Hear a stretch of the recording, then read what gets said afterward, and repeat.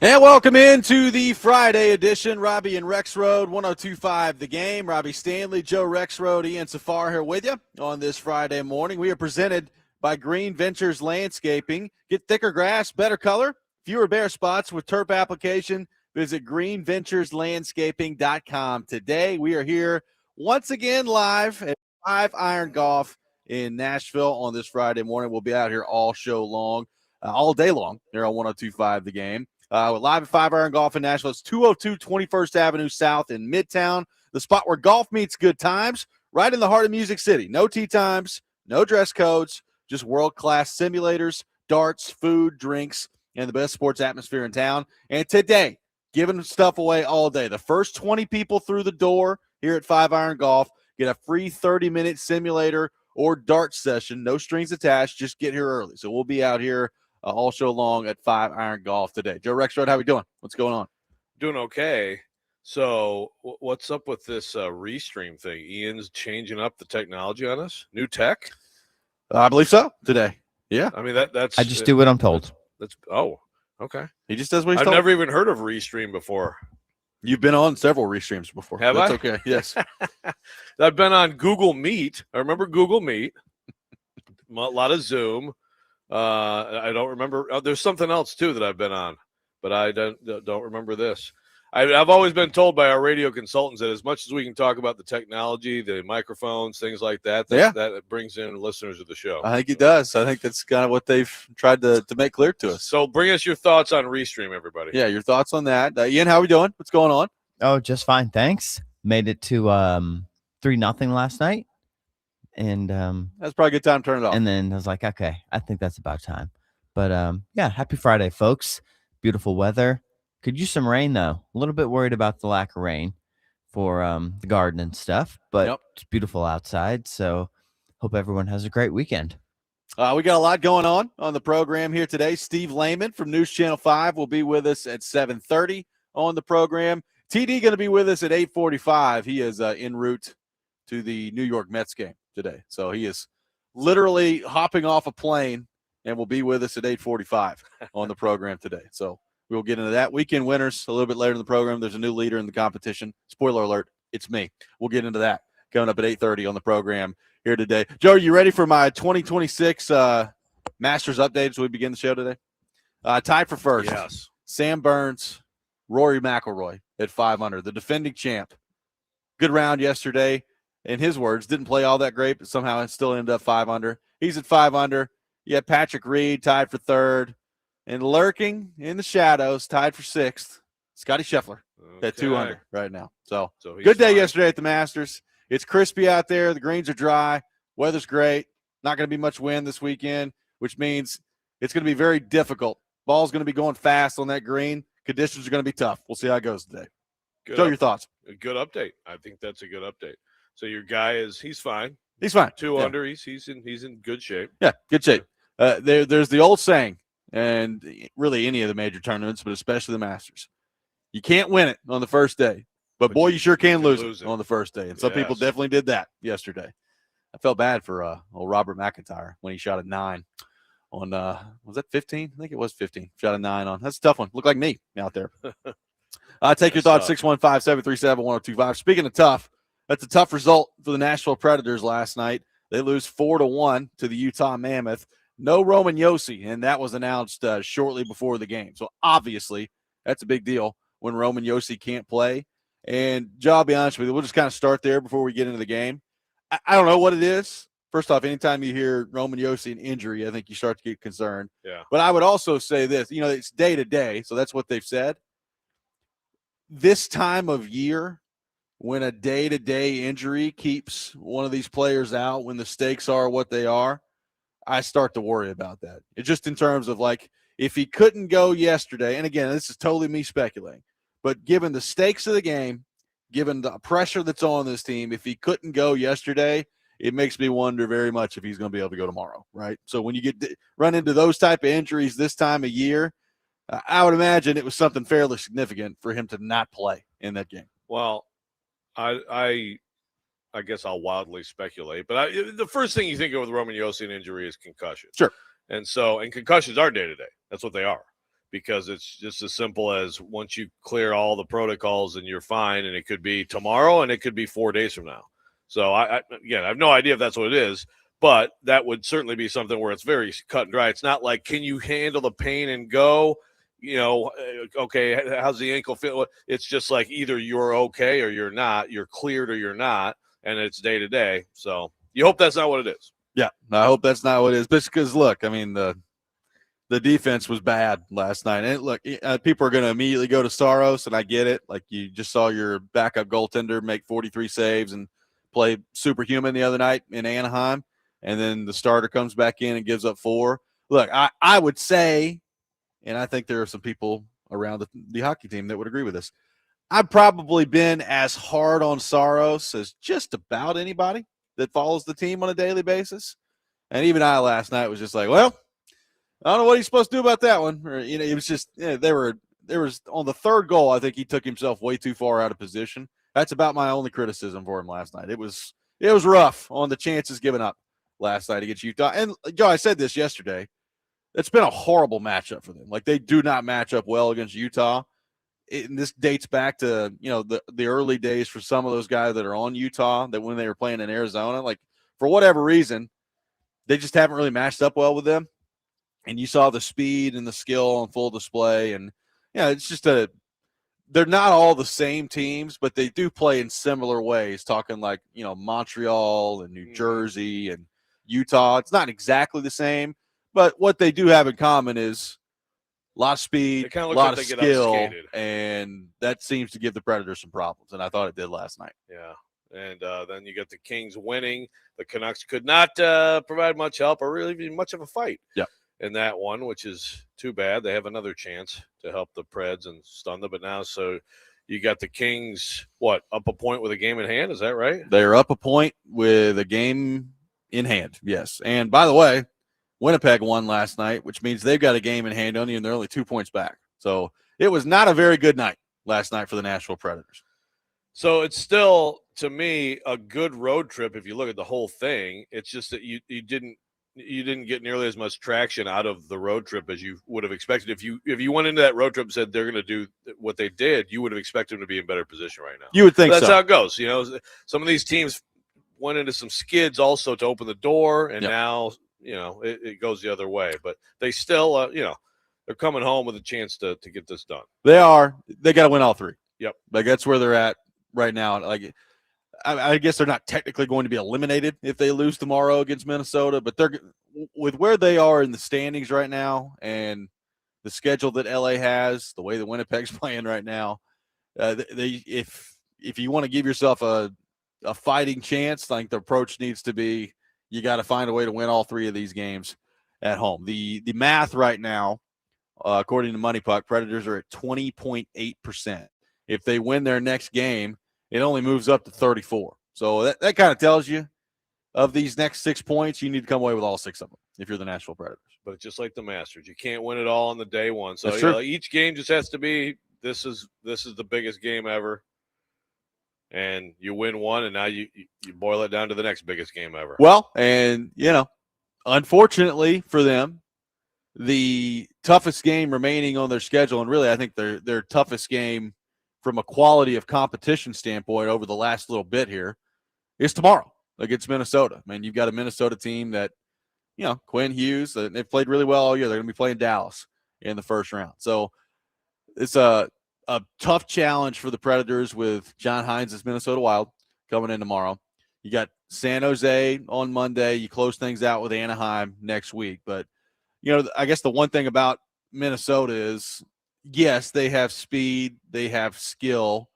They don't play exactly the same way as some of these other teams that we've seen. So, hey, look, the Predators in Minnesota have played really good games all year. So the Predators are going to be in the game tomorrow, and then we'll see what happens. But, from strictly a record point standpoint, Joe, that's a tough matchup for the Predators tomorrow to come off the road trip, and then immediately it's like, all right, 4:00 home game Saturday against the Minnesota Wild.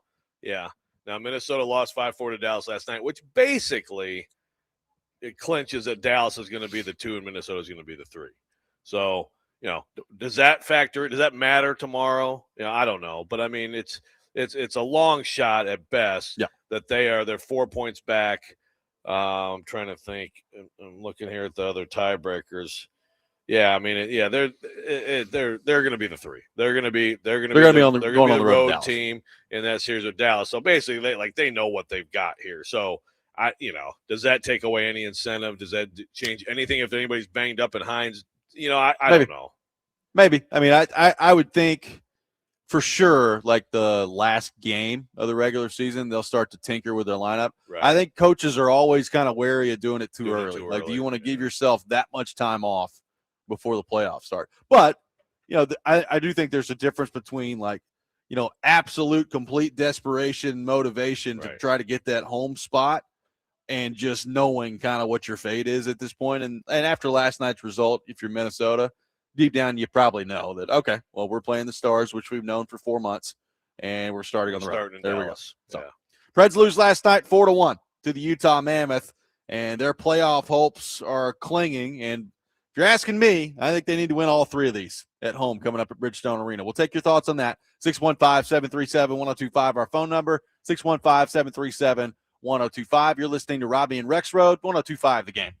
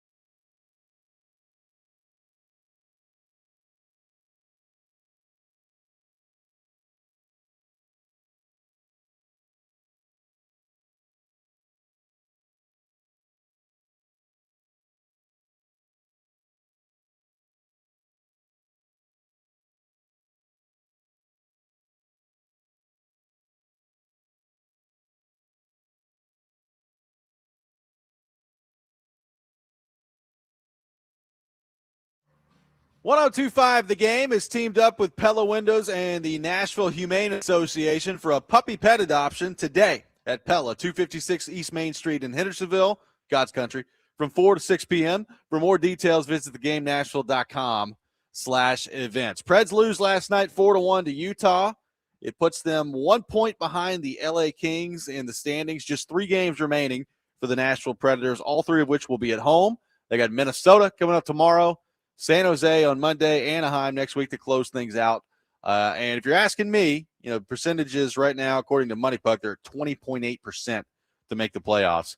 I think for the Predators, you got to win all 3. And then after that, you just kind of let the chips fall where they may. But I think that's got to be your approach here when you're at home, is you kind of know, looking at this, that barring just a ton of help the last week, you're going to need to win all 3 of these games, and then we'll see what happens from there. But that's the problem when, LA's got 1 game in hand on you and Winnipeg has 1 game in hand on you. Just the math is not going well for the Nashville Predators after that loss last night. So here's the question. Apparently you've asked this question on the YouTube chat as I see right now. Understanding that it's misplaced to blame Saros last night, given the way it went, but also understanding how terrific Big Juice was last time out. Who do you put in goal tomorrow night? Well, I have 2 answers to that. My first answer, which I think is the overall general viewing this franchise answer, if you don't automatically put your franchise goalie in a game like tomorrow where he's making the amount of money that he's making and you committed to him, that's a huge problem, right? Like these are the type of games that you sign UC Saros to a contract for. So I mean, the GM's gone, right? So. I understand that, but the goalie's not. He's not going anywhere. That contract's going to be here. So, like, these are the type of games you need him to play in and to win. So, like, I think it's pretty easy that you start him tomorrow. Like, you just kind of have to. Having said that, if you're giving me a question right now as to, like, for 1 game with the way they've played, I think Onanen has made it pretty interesting, man. Like, his the numbers are what they are since the Olympic break with him. Like, he's been really good. And the bottom line is he just turned in the best goaltending performance of the year the other night. For the whole team. So, look, I'd be very surprised if they don't start UC Saros. I think the situation of his standing in the franchise basically dictates that you do start UC Saros. But as I said yesterday, I think Justus Onanen has made it really interesting just in terms of the way that he's played. Like, I guess I'll put it to you this way. If Andrew Burnett looked at it and said, you know what? Like, he just played so well the other day, we got to give him 1 more shot. I could not blame him if he did that. I know how these things tend to operate around here. Yeah. I mean, I'd be surprised if they didn't start Saros. And I do understand, like, there's a big picture to the whole thing. It's just, I mean, just the team, if guys on the team are being just in a moment of, just pure honesty, if it's like, who do you actually have right at this moment, not asking who's had a better career or who's overall a better goalie or whatever. These guys don't care who's getting paid. Like, they understand the situation, but if just as simple as, okay, which of these 2 guys do you actually trust more in this game? Do you think is playing better right now and you can trust more? I'd be interested to know the answer. I don't think it would be Saros across the board. Yeah, I'd be interested to know the answer too. Like, look, again, Saros, for the most part, since the Olympic break, has played really well. So, it's worth bringing up. Like, I think for the most part, he's played pretty well. I still, and this is the problem, every time we get back to his contract, and I know DVD kind of focuses in on the money part of it a lot. It's like, well, the money part of it's really not that bad. As Willie has pointed out, the cap's going to keep going up. Right. Like, the cap hit part of it is not going to end up being that bad. But the point I've always made is the length of it. You gave a 30-year-old an 8-year contract extension, and he is already showing signs of not being the same goaltender that he was 3 years ago. So, at 30 years old, he's going to be 31 in 9 days. So you're going to be a 31-year-old goaltender. And then, as part of this whole process is the next general manager. Like the general manager, I think, is going to look at it coming in. They're going to look at Saros, and they're going to say, okay, well, I feel okay about the goaltending over the next couple of years here. But what about like when he's 33 or 34? Like it's not that far away. No, I mean, right. And that's why I think the next GM needs to be very open to if there's a team out there that's like, we might be this guy away. And I don't know if that's going to happen the way he's played. I mean, he's an 896 save percentage this year. That's 2 straight years. He's going to be sub 900. Yeah. But I mean, and he's still talented. He's still capable. Like you said, he's played well. He's had a lot of good games here, latter part of the season. I mean, if you had that opportunity, then I think you'd have to jump at it because it's going to be, it's changed some in this league for sure. We've seen more guys who go well into their 30s and play well. But I mean, it used to be not that long ago where it's like once you get into like 32, 33, that usually there's some across the board falling off the table. And again, when you're talking about the smaller guy who's a little bit more reliant on athleticism, I think it's probably even a little more likely, and we may be seeing that. Well, and Goldie is such a difficult thing to nail down from the standpoint of, look, Andrei Vasilevsky, he's won 2 Stanley Cups. He had, I think a down year either last year or the year before. I can't remember which one, to be honest with you. And then you look at him this year, and Tampa Bay's right back where they normally are.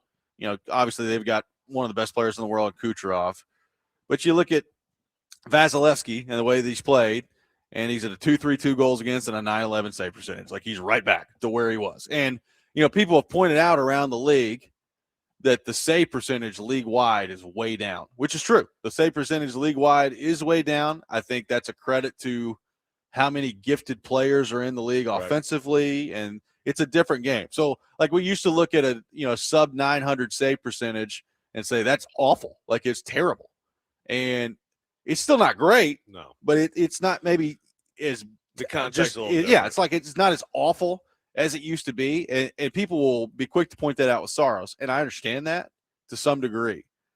But what I keep coming back to is like when you make the decision to give him that contract, you are making that decision because you believe that he's one of the handful of the elite goalies in the league, and you need him to more consistently deliver performances that are worthy of being one of the handful of elite goalies in the league. And the bottom line is, no matter how you want to spin it, he has not done that often enough the last 3 years. And you could blame whoever you want to blame for it, but the numbers are what they are. He has not done it often enough the last 3 years. Right. And again, the goals saved above expected. It's not a perfect stat, but it's also not a meaningless stat, and it does not reflect well on his season. So, yeah, it's a great point to bring up. I mean, the offense in this league right now, it's fun. I mean, it's great. I think for the overall product, you have to keep goalie numbers in mind with that.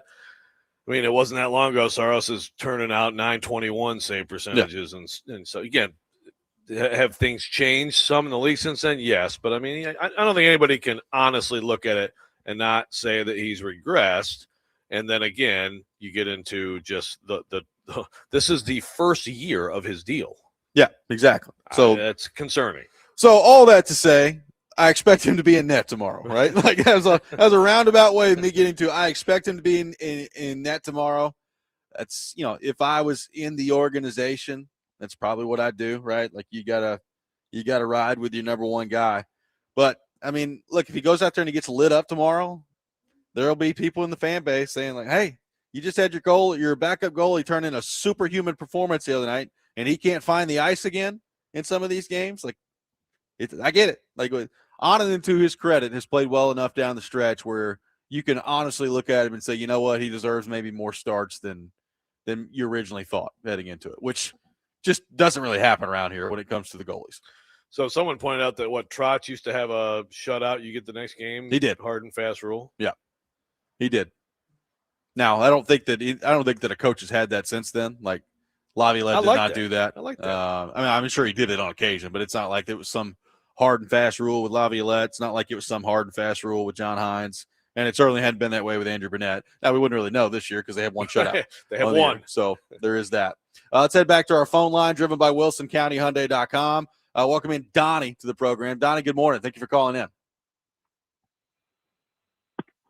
Good morning. Good morning. Don't beat around the bush. Saros is awful. He has two or three good games, and then he has two or three bad games. And you're exactly right on the 8-year extension. Barry Trotz sunk this organization when he did it. I've never liked him. He didn't do anything the first round, and I don't know why in the world they gave him another shot. I don't get it. But anyway, if they play Saros again in these next 3 games, it's because they gave up. It's that simple. Thank you, Donnie. Appreciate the call. Now, again, I don't know if they're giving up. He is the starting goalie. He is the goalie that has 7 years left on his contract after this. Yeah, and he also is a goalie who, I mean, again, big juice, great last performance, yeah. but I mean, Saros is a better goaltender. Yeah, I mean, okay, right. Like, so I don't think it's because they've given up, but I do think that I think it's worth some serious discussion, which I'm sure they've had about, because you're down to you have to win this next game. Yep, 615-737-1025 is our phone number. 615-737-1025. We will get into the Preds throughout the show today. Steve Layman coming up at 7:30. We'll get back into the Preds to begin the 8 o'clock hour. All that coming up on the program. Interesting story coming out of the NFL on the streaming front. We will get into that coming up next. Robby and Rexrode 1025 the game.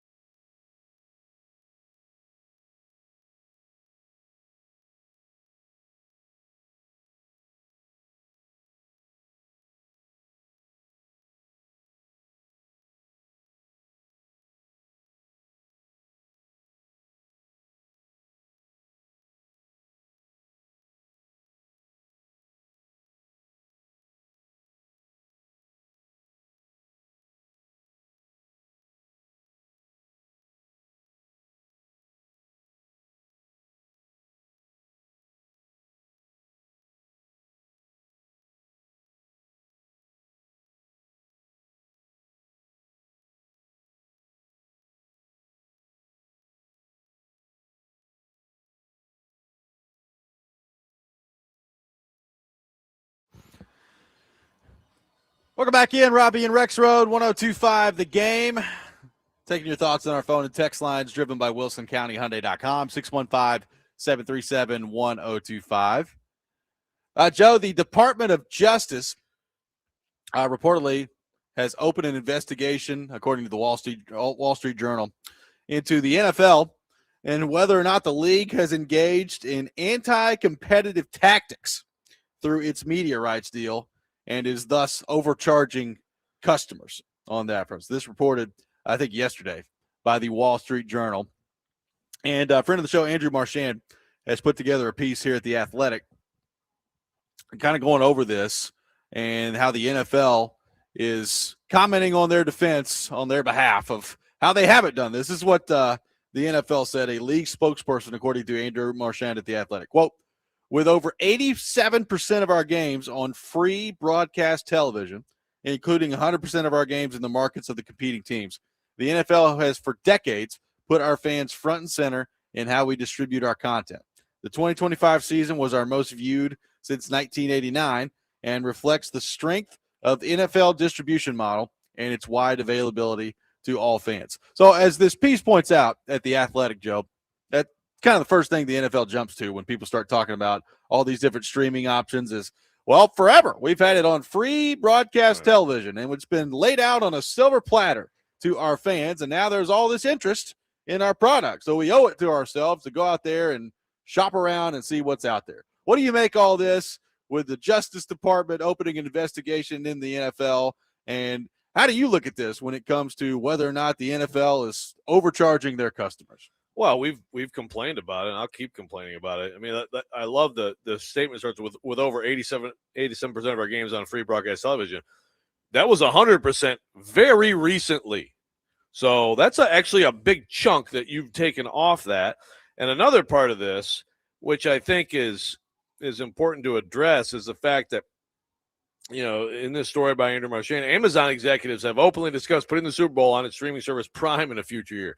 So the whole thing, the NFL covers itself right now because in any of these streaming games, they make sure that they're, like they said, that they are on local broadcasts in the markets.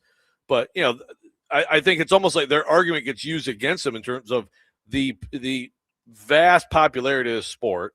And it's, again, you look at this is in the story too. I mean, in 2025, of the top 100 Nielsen rated shows, 83 of them were NFL games. Yep. That's insane. But so that's great. That also speaks to when you take these things off and stream them, you are robbing a lot of people, right, of your product. I mean, so your popularity kind of dictates that what you're doing is exactly what the Department of Justice, the Justice Department is trying to say here. Again, now, is this like college sports? This is where I mean, I have to just raise my hand and say, man, is this just going to be like college sports where people in Washington are flapping their gums and then just nothing happens? I mean, maybe. But I'm glad that it's at least out there as a discussion point, because we can't get to the point where the Super Bowl's streamed on Amazon freaking Prime. I mean, and again, it just goes to the abject greed involved here in a league that is just dominating the world. Yeah, you can squeeze more money out of your product if you're going to go to more streaming services. But like, at some point, do you look at the big picture and say you may be denying people your product who then don't become generational fans like you're enjoying right now? Well, then it's like, as a consumer who loves the NFL, but to a point, like, I'm not bending over backwards to go watch, like, you know, the Cardinals and the Jets play on Thursday Night Football. Like, I don't care. I mean, if it's not a good Thursday Night Football game, I'm not watching. Now, I know there's some people that will. Like, it doesn't matter what game it is, that'll watch. But as a consumer, you know, this is not necessarily just an NFL thing, but they are a big part of this. Like, it already sucks that you have to – I mean, if you want to watch Thursday Night Football, you got to have Amazon Prime. You know, at some point, a couple times throughout the year, they run these Peacock-only games, right, where it's only on Peacock that you got to watch the games. Like, okay, well, there's that. Then there's, you know, the Christmas stuff. Well, you got to have Netflix to watch that. It's like, oh, and then there's, you know, your normal, you know, Fox, CBS broadcast, ESPN. It's like, well, you got to have YouTube TV, or if you still got Direct TV or whatever it is. Like, there's so many different things that I now have to have if I want to watch all these NFL games. It's already annoying to me, and I'm a pretty invested consumer in the NFL. Like, are we going to start getting to more? Like, are we just going to keep shopping these things around to more streaming services where you've got to have 11 different subscriptions throughout the course of an NFL season to watch their product? Like, do you really want that if you're the NFL? I would hope they wouldn't. And, it's not in this, but I know I've seen some estimates of, the actual cost if you wanted to watch every NFL game. I think someone said it was – I've seen numbers in the around 700 something, maybe closer to $1,000. I mean, I don't know. It's a lot. And like you said, when you keep – okay, we'll give these guys a couple games. We'll give these guys again, do you ever think about your customer and the experience for your customer? Look, I love – when you provide something extra, like Red Zone, for example. I'm not a big Red Zone person. I mean, if there's happens to be just no game that's really interesting, I'll check it out. Some people love it though. People love fantasy football, so they love the Red Zone thing. So, the Sunday ticket and the Red Zone, that's something extra if people really want to be able to have access to everything and a different way to watch it. But yeah, the random game here and there, and on the holidays on this service and that service, to me that is disrespecting your customers, and it's making things more difficult. And you sit here and say, "Be careful, NFL," and it's they could probably laugh in your face but at the same time, also maybe things are going so well for you, maybe think about doing something for your fans as opposed to making it more difficult for your fans. Yeah. Now, having said all this, I have no idea how the Justice Department investigation is going to go here. That's beyond my area of expertise. But let's say they get through it and they allow the NFL to keep operating this way. They're going to they're just they're gonna keep operating this way, and they're gonna make all this money from Amazon Prime and all this money from NBC and Peacock and all these different things. And we'll be talking about this for the next 10 years.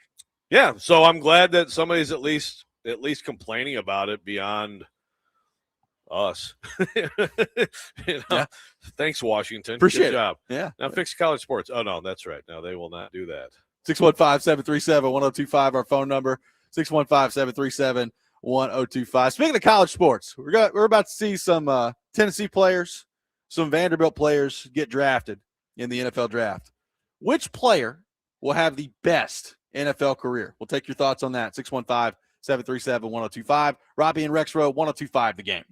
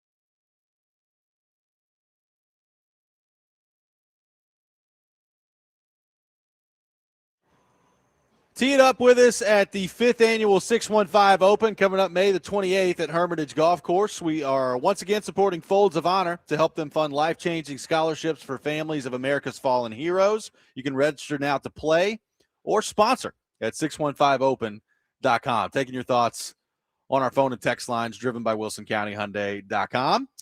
Joey, the NFL draft coming up here in a couple weeks.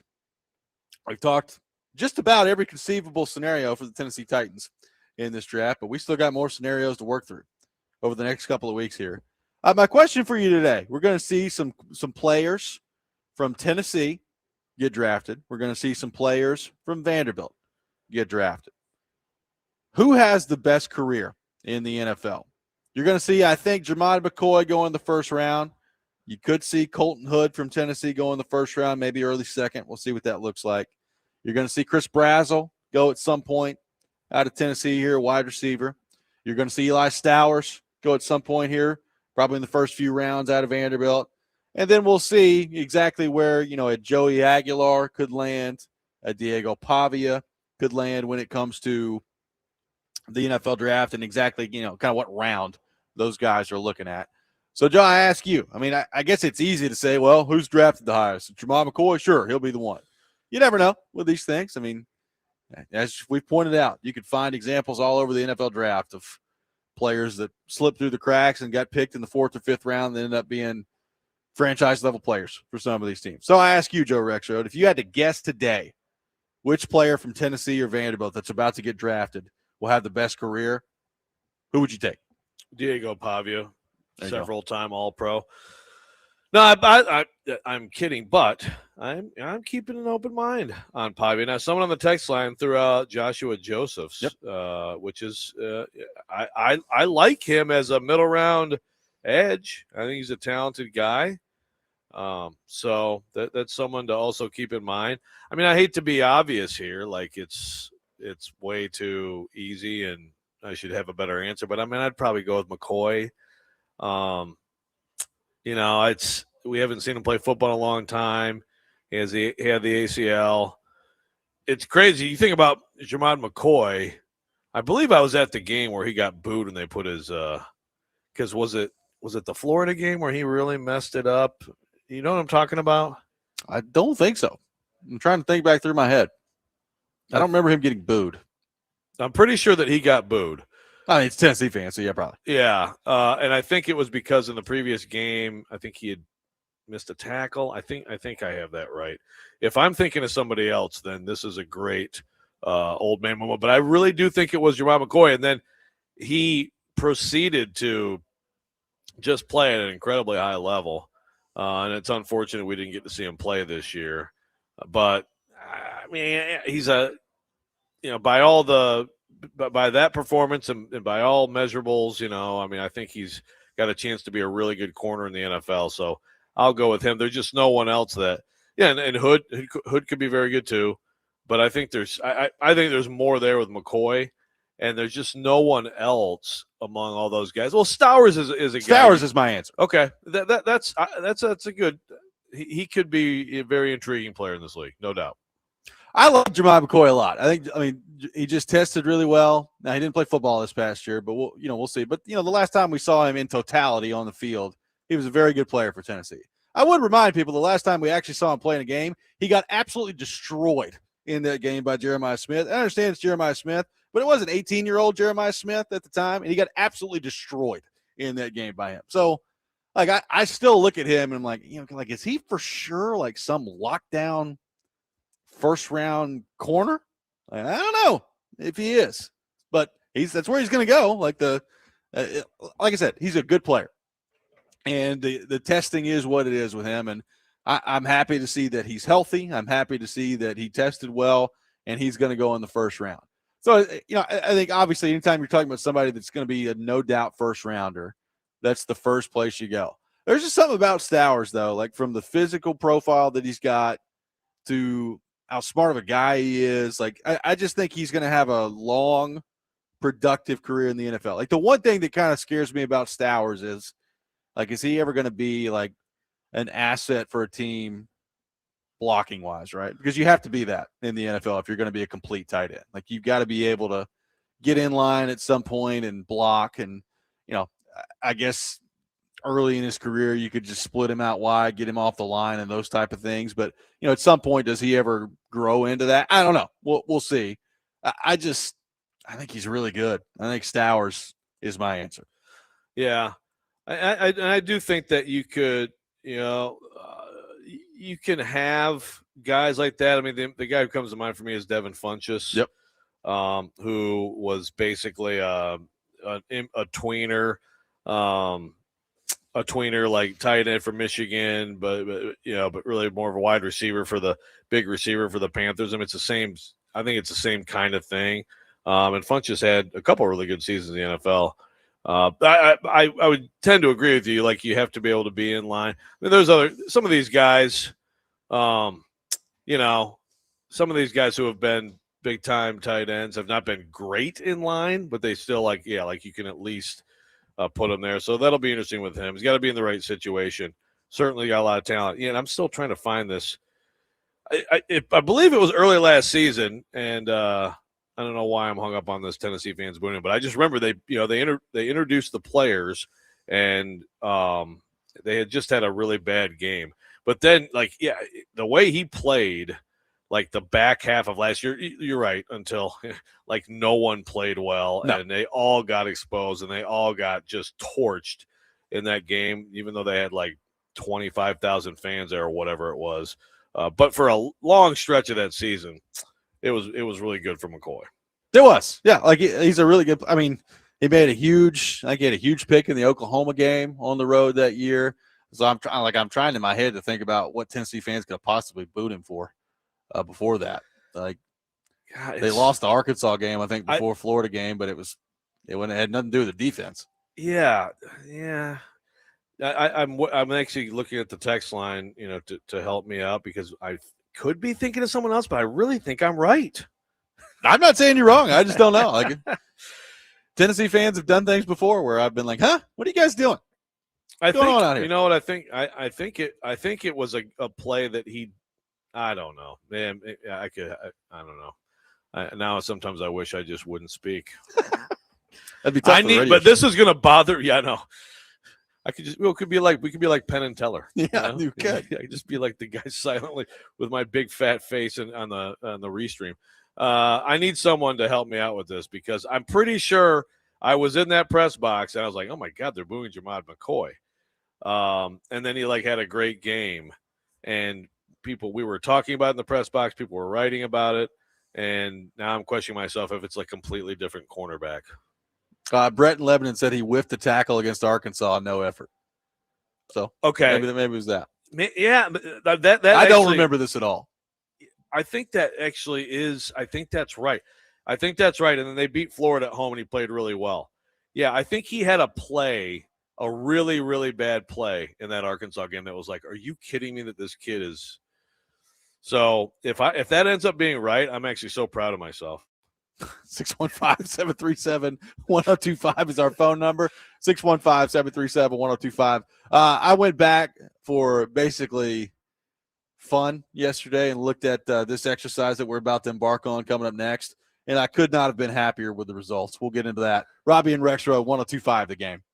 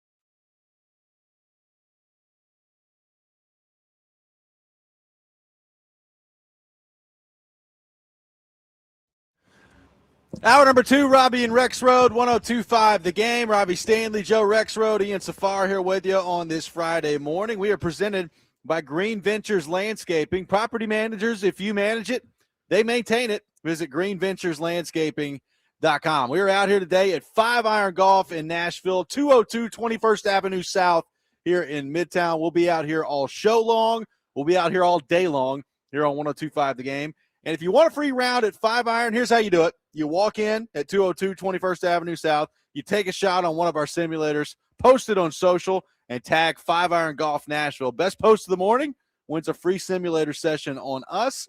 Show the team your post at the front desk to enter. We're checking tags all day long here at 5 Iron Golf. So we'll be out here all morning long. And the Masters, round number 2, underway down there in Augusta, Georgia. So I'll keep you updated on that. Rexrode waiting with bated breath. I think Scheffler tees off at like 9:19 this morning. So got some time. I appreciate that. Got some time. By the way, someone on the text line is talking about Kamal Hadden in 2023 at Florida with a bad missed tackle, long touchdown, which then I'm like, you know what? Maybe I have them mixed up. But then I just looked at the schedule and there wasn't a game. This was like right after this bad play by this corner got booed. And so the 2024 makes sense because they played a huge game against Florida the next week. Whereas in 2023, they had UTSA. I definitely did not go to the UTSA game. That's good. I don't think I was at the South Carolina game the next week after that. Might have been at the A&M game, and that was 3 weeks later. So this is a mystery. Well, I know He's Kamal searching, Hadden, Robbie. He's searching. Kamal Hadden definitely got booed. Probably several times. That I do know. Yeah. So maybe okay. So maybe I have. I'm not saying McCoy didn't. I just know Hadden did. Yeah. Right. This is okay. Well, we got it down to 2 people. Yeah. So that's good. Let's just boo everybody. Let's just boo the whole team. So I embarked yesterday, Joe, on an exercise because I was just, I don't know, it randomly came to my mind. I was like, let's go back and look at like a way too early mock draft from last year. Oh, baby. To see how it lines up with what we think the draft is going to look like this year.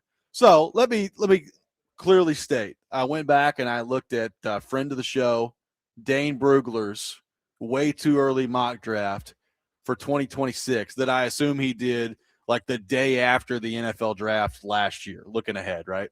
That's what's a very common thing. And I'm not picking on Brugler here because I would imagine if you go back and look at any of these, you'd have similar results.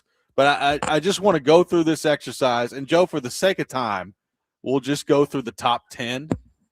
And you tell me I've not looked at this. How many of these guys you think have a chance to be a top 10 pick? I'm not even saying will be, just have a chance to be a top 10 pick.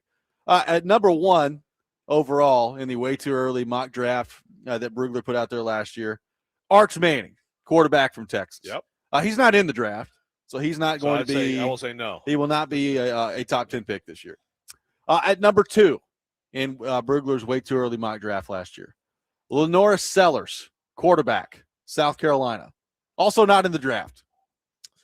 Yep. Okay. And I'm remembering. It's all flooding back to me. At number 3, Spencer Fano, offensive tackle, out of Utah. I think that's going to hit. I would say that has a chance to be a top 10 pick. Now, Not you're not going 3. number 3, I don't think. Right. But I think, has a chance to be top 10. At number 4, which, by the way, Brugler correctly predicted that the Tennessee Titans would hold the 4th overall pick in last year's way too early mock draft, and here they are. How dare you? Number 4 disrespect this year. I remember talking about that at the time. Like, man, the Titans are picking 4th again. It's not a very good year, is it? Well, turns out one very good year. Oh no, we suck again. Just keep Titans. playing it over and over again. TJ Parker, edge rusher out of Clemson. Yeah. Well, no. Now I think he's could be late first. I think right. Like yes. Late first, right around that. So I mean, that's not terrible. You know, he's still a very good player, but he lost a little bit of juice this year.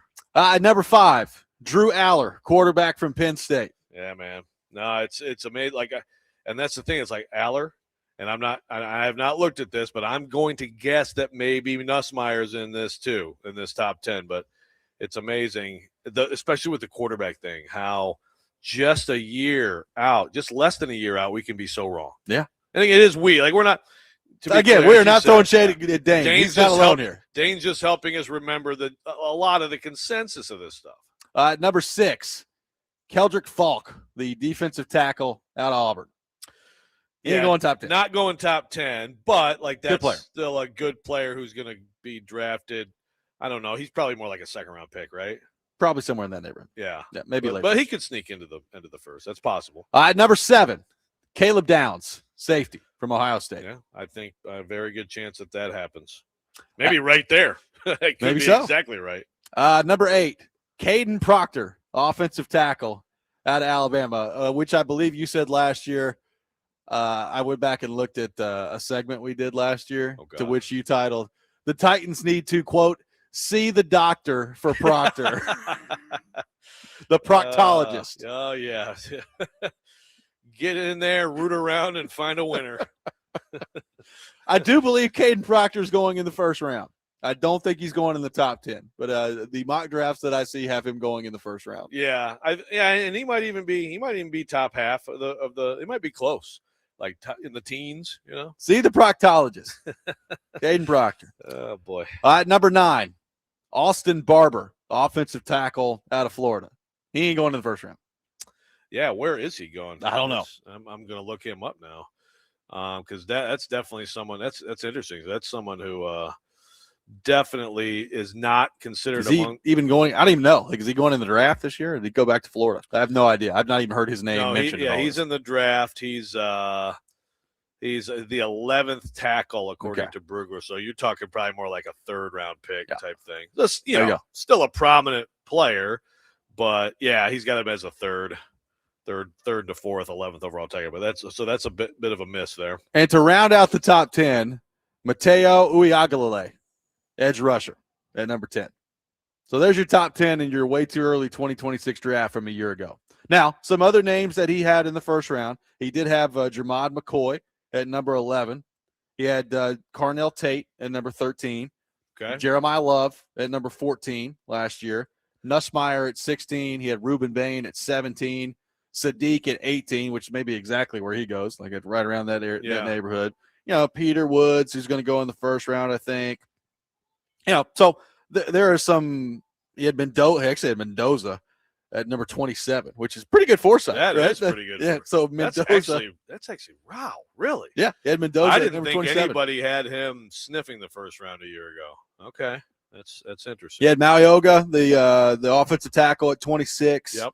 Okay. So you go through some of these names in the entirety of the first round. There's a lot of them that are going to find their way into the first round here. I mean, the top 10 though, it's just, I think it goes to show you that we hear from so many people kind of looking ahead to next year's draft of like, well, the Titans better get in a position to land Jeremiah Smith, or well, hey, if like Cam Ward doesn't work, there's all these quarterbacks that could be available next year. And I think this is just a reminder that a lot of times we ain't got any idea what it's going to look like a year from now when it comes to draft time. Yes.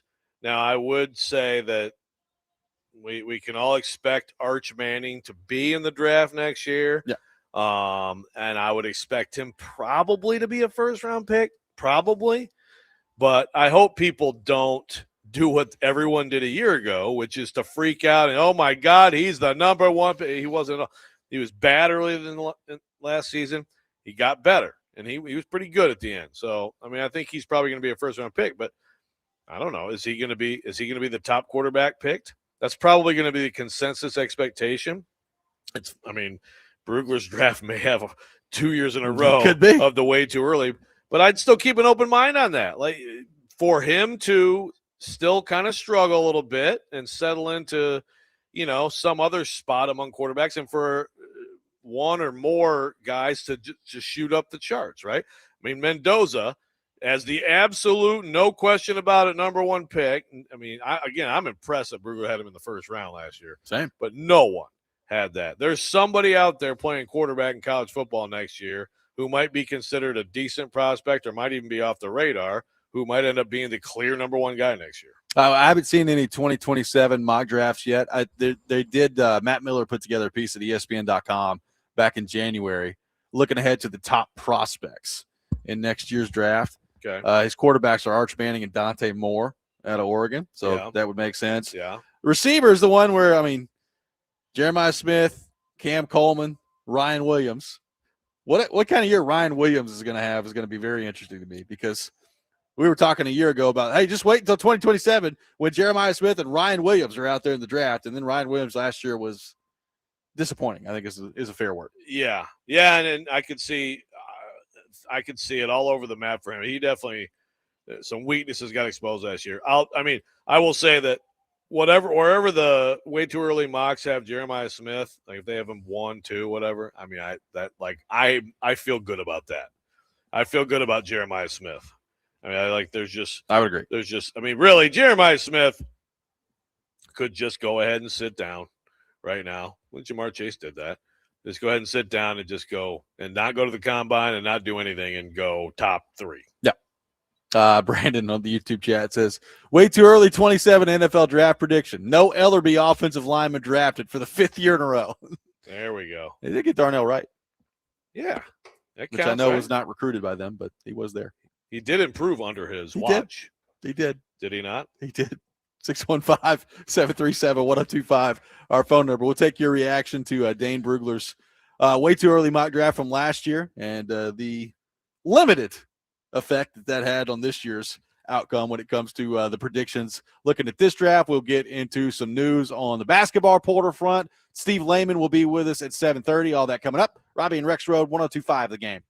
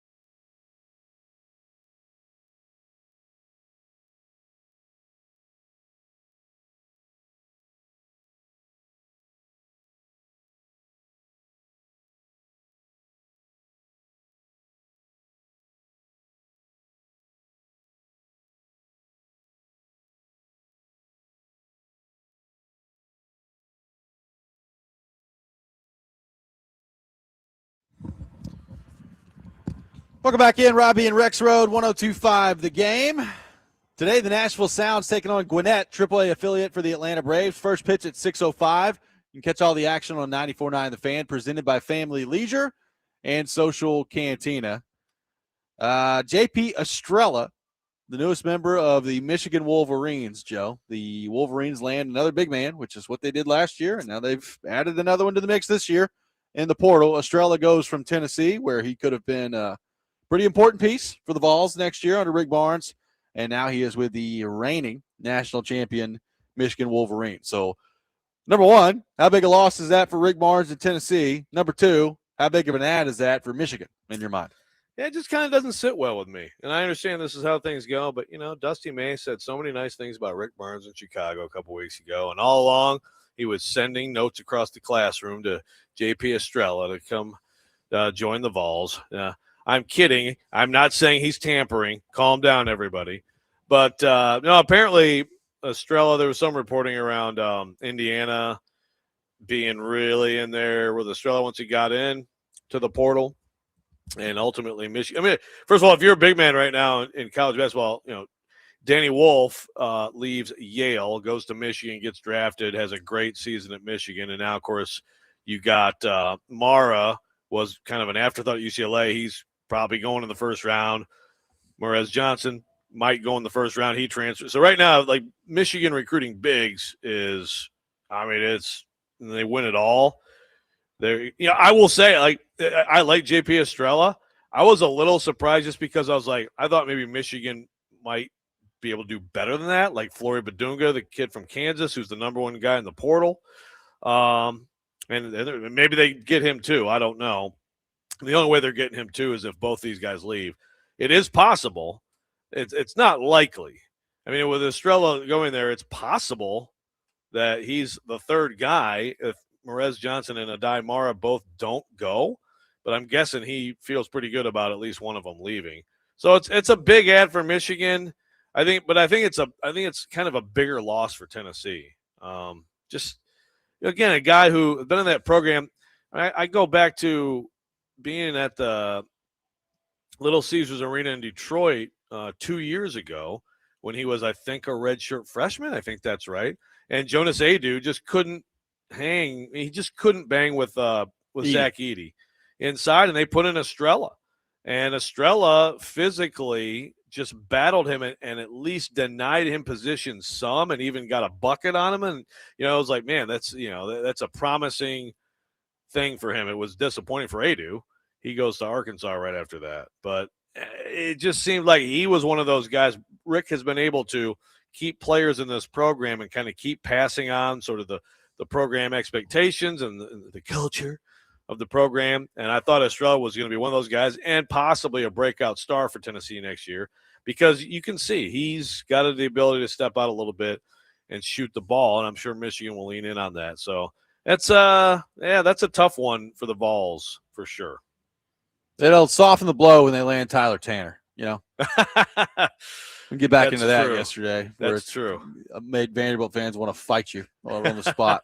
Just wait till Tyler Tanner goes to the Vols. Yeah. It'll all soften the blow. That would be well, he's got to get in the portal first. That would be step one. Yeah. So as of this point, he is not in the portal. So that's a good if he gets in the portal, then Vols fans, you should at least completely take advantage of the situation and just tag all your favorite Vanderbilt accounts and tell them that you're excited about Tyler Tanner point guarding your team next year. My prediction is he's not going anywhere. He's staying at Vanderbilt. He's not hopping in the portal. That's my official prediction here on the show. Yeah. Well, I think it's probably always kind of been one of two things: Vanderbilt or the NBA. And I think that he should definitely put his name in and go see how he does. Collect some information. Yeah, and go see how he does. Like I think there's definitely a chance that Tyler Tanner is a first-round pick. But the thing about college basketball today is, and I think this is one of the reasons, this is one of the things that's helped college basketball be better, is if you're a late first and you're not 100% sure, then go back and make $2-3 million and then get better. And for him, it's so clear. It's like if he has to be stronger and able to play through contact a little bit better and able to, just be bigger and stronger in that league. Well, and that he will be that in a year. You know? Well, the other part is I would assume this. I'm not going to sit here and act like I'm an expert or overly familiar with the 2027 NBA draft class that's coming up. My guess is, Joe, it's probably not as good as this one. That would be my guess. I could be wrong about that, but my guess is seeing how many people are freaking tanking right now and how wild it's going and how many people want all these players and the best freshman class of all time and all that stuff. My guess is it's not as good in 2027. You're 100. It's not even it's 100% guaranteed that you're right. And there are people talking about how bad the 2027 draft will be.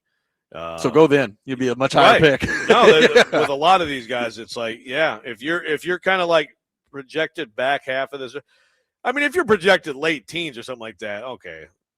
But if you're in the 20s range and it's you just never know for sure.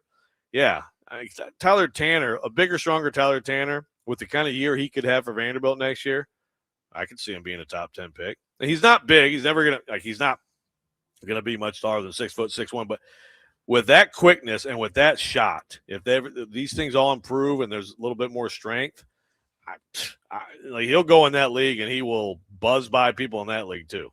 One texter says the Vols didn't want to pay Estrella. He's hurt all the time.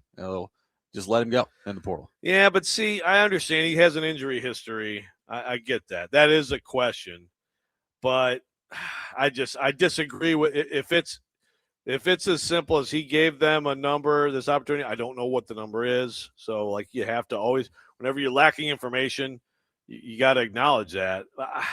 Unless it was an absolutely absurd number, I just think that's retention of players is you got to have some of that. Right? Like you got to have some of that.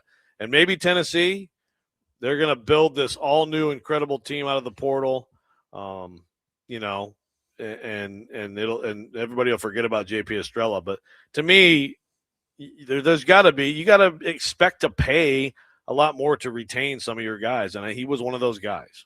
615-737-1025 is our phone number. 615-737-1025. We're hanging out at 5 Iron Golf today at 202 21st Avenue South in Midtown. We'll be out here all show long. We'll be out here all day long once again on 1025 The Game. It is Masters Friday, second round of the Masters. Sam Burns, Rory McIlroy tied at the top of the leaderboard at 5 under. My guy Scotty Scheffler hanging around at 2 under, 3 shots back after 1 round to play. That Masters action getting underway in round 2 right now as well. So we'll be out here hanging out at 5 Iron Golf down here in Midtown. Steve Layman from News Channel 5 will be with us coming up next. We'll get his thoughts on the Predators, their push toward the playoff, and the new TV deal that we talked about earlier this week as well. All that coming up. Robby and Rexrode, 1025 The Game.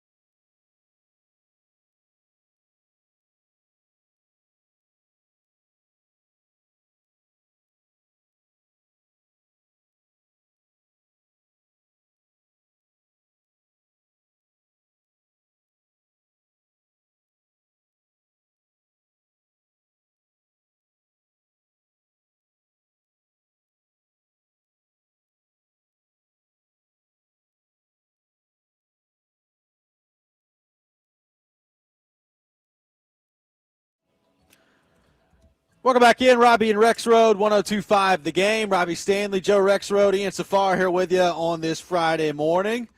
Tough result for the Preds last night against Utah. They are 1 point out of a playoff spot as they return home. They got 3 games left in the regular season. All 3 of them are at home. And if you ask me, they need to win all 3 of them. And to help us talk more about that, we head to our phone line, driven by WilsonCountyHyundai.com. Welcome in our friend Steve Layman to the program from News Channel 5. Steve, good morning. How are you? Robby, Joe, I'm doing well. It was a late night last night with the Predators, a tough result, but this time of year they all matter. So we get up, the sun that did come up today, I confirmed that, and we start our course towards another day. That's right. We start the course towards another day, and you got Johnny Hines and the Minnesota Wild coming in tomorrow. So, Steve, that's where I kind of stand on it. Like, you know, you're 1 point out of a playoff spot. LA's got one game in hand on you right now if you're the Predators. Like, I think it's not technically the case, but I'm operating under the assumption that if you're the Predators, you probably need to win all 3 of these games, and then we'll kind of see where the chips fall after that. But what do you make of, I guess, the push that they've made here and the work still left to be done now for the Predators with just 3 games left in the regular season? Yeah, I think I assess it the same way you do, Robby, and that if you look back to, 3 weeks ago when the Predators made that big push where they surged up the standings and went from 12th to 8th and into that final playoff spot. That was really the last time where, looking at the standings, you could lose a game and not lose ground. Since that moment, it seems like if you win, you have a chance to move up. If you lose, you are going to lose ground. That's just the way all these teams are playing. The Jets are now hot on the Predators' heels with a game in hand and 2 points back. The Sharks are just 3 points back with the game in hand. You know, so this is a very tightly contested race, and I do feel like it's going to be the team that plays the hottest in the final week of the season that can maybe win every one of their games on the way out. Obviously, the Kings control their destiny at this point. Predators are a little bit behind their 8 ball, but they do have all 3 games at home, and if they can protect the Smashville ice and play the way they have played largely for the last month of the season, they have a shot to win all 3. And if they do that, I think they put themselves in a pretty good position to be in that 8th and final playoff spot come next Thursday night. So, Steve, you know, we talked about last night's game. Preds are outplayed, outskated. Not a lot of chance for UC Saros on some of those goals. But Ananen did just have the one shutout of the year, a 43-save shutout. Would you consider starting him instead of Saros against the Wild? I would consider it for sure. I in my head, went back and forth between Tuesday night and the incredible performance by Ananen and last night or yesterday morning when we saw who left the starters crease at morning skate there in Utah of what I would do.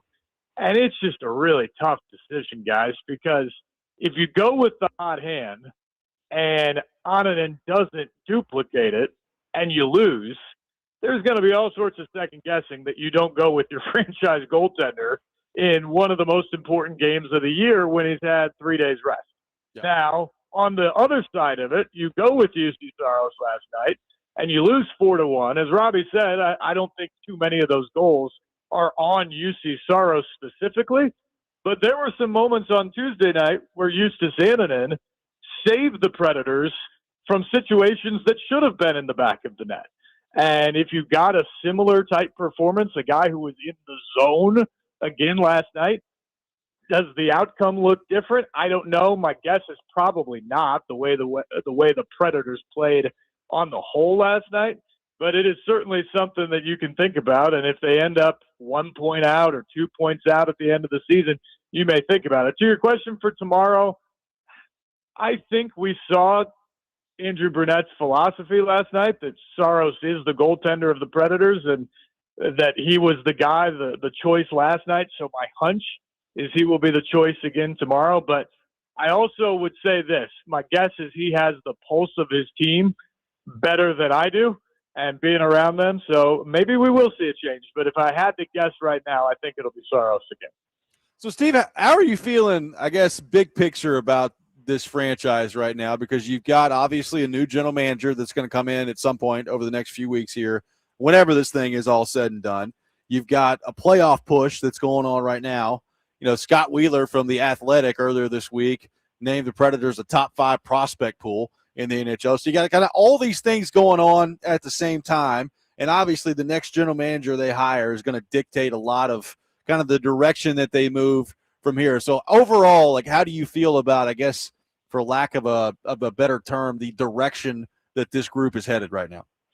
It's a great question. And Robby, I think I feel pretty good about it for this reason, because over the last couple of years, as the Preds have kind of teetered on or just outside the playoff line, I think there were a lot of fans who said, we really have to blow this thing up. We got to do the full rebuild to have any shot to ultimately get to where we want to go. And the Predators and Barry Trotz were pretty adamant about the fact that they felt like they could restock the cupboard in the farm system and still continue to compete to try to get into the playoffs.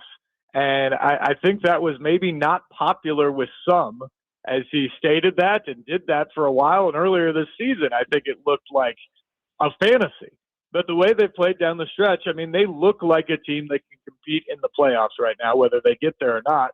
And they've certainly made the end of the season more exciting for their everyday fans at this point. And so I think they have managed to kind of thread that needle where they're still competing in the present while also restocking for the future. Now, whether that means they're going to be a full-on contender a year from now or what the new general manager is going to see when he comes in, that obviously remains to be seen. But I think they have executed their plan over the last couple of years about as well as they could have hoped, assuming they do actually win out here and get themselves into the playoffs. Steve, do you have a GM favorite or maybe a GM type favorite? Ooh. I've heard a lot about Scott. I think he would be an interesting choice. I like the new age to him. He's a little bit younger. He's got a little bit different philosophy. I think I would probably lean in that direction at the moment. And just from a philosophical standpoint, if you're making a change, it makes sense to make a bigger type change. It has been David Poile and then Barry Trotz, two guys who are from a very similar tree in terms of what the Predators are all about. And so if you are going to make a philosophical change or a leadership change at this point, I think it makes sense to go to kind of the new era of hockey, maybe a little bit more analytical in nature and how they do things. And so I think he would make a lot of sense at this point from my perspective. So, Steve, we talked earlier this week about what I think is a really good thing for the Predators, and Scripps Sports has agreed to a deal with the Predators. And as you know, Scripps owns News Channel 5 here. So you're going to see, over-the-air television broadcast of Predators games. They're going to announce a streaming plan, I think, later on this summer that's coming up as well. And I just think lately, when you look at the FanDuel partnership, and I think it was Bally before that and all these things, like, it's been so difficult, and sometimes the app doesn't work. There have been a lot of fans that have just complained about the process of the way this is all going on. I think this new TV deal is a really, really good thing for the Nashville Predators. Obviously, you've been involved with it. You've seen kind of what's gone on with all that. So what do you make of the new TV deal between the Predators and Scripps? Guys, I could not be more excited. It's been something that's kind of been, on the back burner for a while and wondering what might happen when the current TV contract came up and an opportunity arose, and Scripps Sports and News Channel 5 were able to make something happen there with the Nashville Predators. And it's really exciting for what you said. I was having a conversation with Sean Henry the other day when the announcement was just about to be made, and he said, look, when people talk about the Nashville Predators, we want them talking about that amazing goal that was scored last night or the matchup coming up in 2 nights or whatever it is. The last thing you want to hear is, I had trouble finding the game, or I've cut the cord and I'm no longer able to access the games. And that has been increasingly something that they have heard over the last few years. And it's just the reality of television at this point. And so the idea that this deal could get done, and now we are going to be able to offer all Predators games that are offered locally, so subtract the handful of nationally televised games a year, but all local games offered from the preseason, regular season, and through the first round of the playoffs on free over-the-air TV in the market. I just think it's a real boon to Predators fans. In other markets, it has essentially grown ratings by threefold. And so that means a threefold increase every night watching the games. But how many more eyeballs do you get on the team? People who just have never watched a Predators game before, now it's just on their basic cable package or their basic TV system. And now they stumble on a game and they see that Smashville is hopping and they see that the team is winning. And now all of a sudden, maybe you have new fans that you didn't have before, an opportunity to reach new people. I think that is incredibly positive for those who have cut the cord. That streaming package that you talk about that will be introduced later this summer is going to be a great option for them. So bottom line, if you are a Nashville Predators fan, you have more options and easier options than ever before to watch your team. And that is a huge boost for the team and for the fan base. And I think we're going to have the opportunity on the spot, Nashville 28, which is going to be the home channel for the Predators, a full-power Tier 1 station that will be rebranded in late June this summer. We're going to have the opportunity to do some cool things around the games as well. It's not just going to be the pregame, the game, and the postgame, although that will look very similar, I think, to what has been done in the past, just under a Scripps Sports model.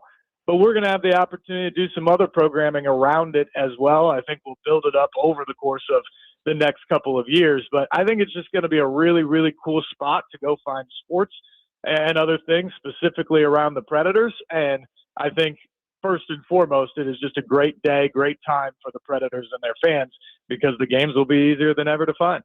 Well, it's going to be awesome. I'm looking forward to You it. got And me like pumped. I said, You got me pumped, Layman. Yeah, like it's going to be. I as somebody who obviously loves hockey and has watched this market grow, didn't know where it was headed for a while when it came to like the TV future of it, and this makes me feel really, really good. Steve, you're great with your time as always. Appreciate so much you taking time to be with us this morning, and we'll talk to you soon, my friend. You bet, guys. Thanks so much. Have a great weekend.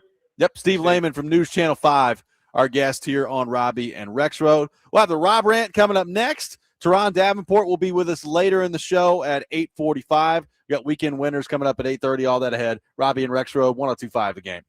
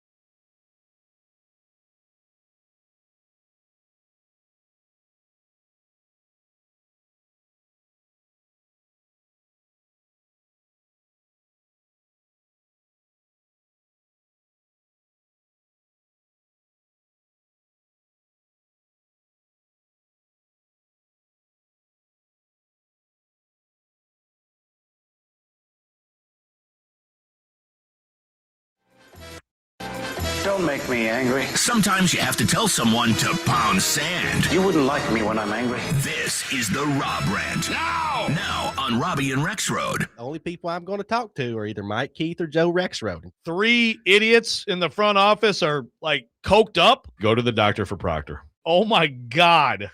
My ass is burning. The Cheese and Bowl chose us. They could have chose a lot of people, but they chose us, and that means something. If you don't want your quarterback to see a doctor, draft Caden Proctor. That drop trowel. I'm going to stick this in your ass. Joe Rexrode doesn't cover our football team anymore, so it's going to have to be Mike Keith. Hope you guys understand. Thank you. It is time for the Rob Rant, brought to you by Rapid Response Generators. Power when it matters most. Visit rapidresponsegenerators.com. Boy, there were some good clips in that one. Take me back to shows of yesterday gone by. I forgot about the whole Proctor thing until I saw this yesterday. I was like, oh, yeah, Caden Proctor. See the doctor for Proctor. Yeah. I wish that the Titans were really in the market for an offensive tackle. We could have had a lot of fun with that. We kind of let it fade away. Thanks for bringing it back. I mean, according to you, they are in the market for an offensive well, tackle. I mean, pound. Yeah. Proctor can he I'm can not carry mad. the ball, too. So, like, he can. kind of a multifaceted weapon that they could have there. Well, no doubt. He can play a little tight end, maybe. You never know. Okay, so I'm going to start my rant today, Joe, with the phrase that, it's always something fun is coming after. With all due respect, okay? With all due respect to Jason Kelsey, who, by the way, I really like. Like, I like Jason Kelsey. I think he's funny. I like, every now and then I'll stumble across some clips from the podcast that he and Travis do. I think it's funny. Like, he's a funny guy. So, like, I think he's fine on Monday Night Football. They've given him, obviously, some money and responsibility at ESPN here, and they're investing in that. Does he have to be involved in everything? Like, when I turned on the other day, and I was watching, the Masters Par 3 contest, and I saw Jason Kelsey's goofy self out there swinging a golf club and, acting like he's going to jump in a pond and all this other stuff. I'm like, do we really need Jason Kelsey at the Masters? Like, and again, Jason Kelsey, he's free to go to the Masters if you want to. Do we need Jason Kelsey on TV at the Masters? Like, I know Bryson DeChambeau had Kevin Hart out there doing he was with him as his caddy, and Kevin Hart took a swing, and I think he hit the ball a total of 11 yards on the swing. Like, it's funny. It's a par 3 contest at the Masters. So it's a laid-back atmosphere. There's a bunch of kids out there.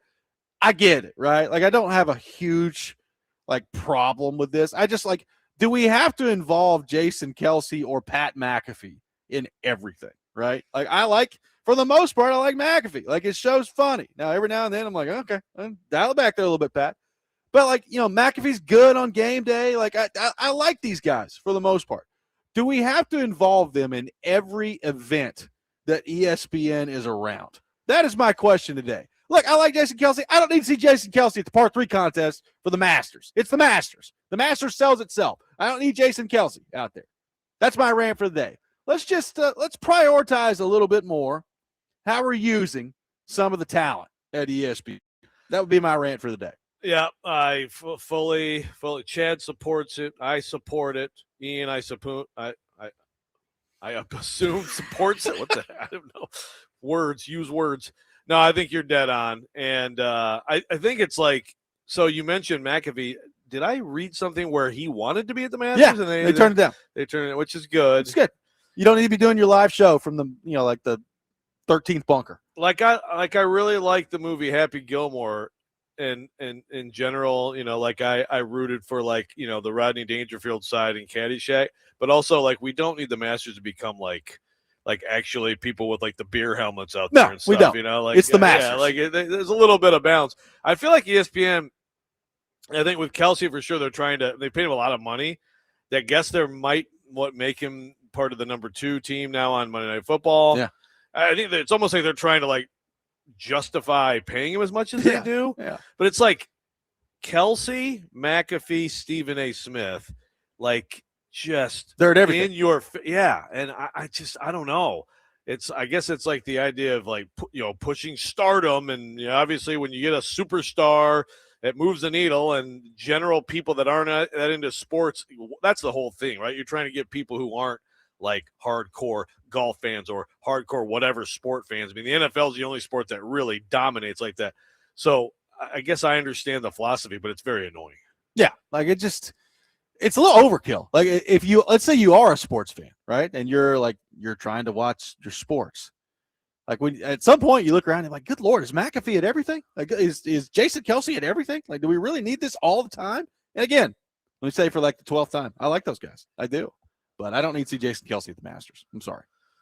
Yeah, McAfee, again, I don't watch his show, so a lot of times what comes across is something really stupid out of his mouth. And that's that. But I agree that he's pretty good on game day. I mean, it's pretty funny, and the thing with Saban is funny. I think it's going to get really old. The Corso thing, you were never going to replace that when you lose him, and instead they're doing this every time McAfee has to scream something in a Speedo, and it's just like, this is going to get really old. But for the most part, that's fine. Kelsey is he seems like a funny guy, but I'm trying to think of like what has he done that's actually, I don't listen to the podcast. Well, he's way better on his I mean, obviously on your podcast you could do and say whatever you want, but he's way funnier on the podcast than he is on TV. Yeah, I could see that. He's okay on the Monday night panel. Yeah, he's fine. He's not bad, but he's fine. Yeah, he's not like Gronk, right? Football. Yeah, exactly. He makes some points, but yeah, as soon as I saw that, they had him in the little golf outfit and everything, it's like, yeah, man, I don't know. I feel especially at this tournament, it's a freaking Masters, man. It's not a clown show. Right, and as you know, I'm not a golf fan. I'm not. Now I'll watch the Sunday of a major if it's coming down to something, but it does seem like the Masters should have a certain level of exclusivity or sort of tradition tied to it. Yeah. Right. Yeah, Eli from Smyrna says McAfee should do the Waste Management Open. Yeah, that's everybody's hammered on the 16th hole and they're all screaming. Yes, that's a great spot for McAfee. The live show that he wanted to do from the Masters is probably not the spot. Someone says, "Don't surprise me. We see Snoop at the Masters had enough of him too." Yeah, Snoop it's Snoop at the Olympics. It's kind of it's all right, kind of fun, on. but then it's okay, it's been probably enough of that now. Just pushing the. But it is. I mean, it really is what it is. Is and look, man, I'll say as someone, we're in the industry of sports writing, sports broadcasting. I am concerned about younger generations giving a crap about sports. I mean, sure, I really am. So there is this let's try to a broader audience somehow get them in, because they're not following in the traditional ways. So I guess you could look at it that way. So but we're old, and Rexrode wants as much Kelsey and McAfee as possible. Is what I just learned. Have they ever done anything together? Oh, I'm sure they have. I don't know. I mean, McAfee's probably had him on his show, right? Probably. 615-737-1025, our phone number. 615-737-1025. A tough loss for the Preds last night. We'll get into the Preds, their playoff push, what's on the table for them, and what we think they need to do by the numbers. Coming up next, take your thoughts at 615-737-1025. Robby and Rexrode, 1025 The Game.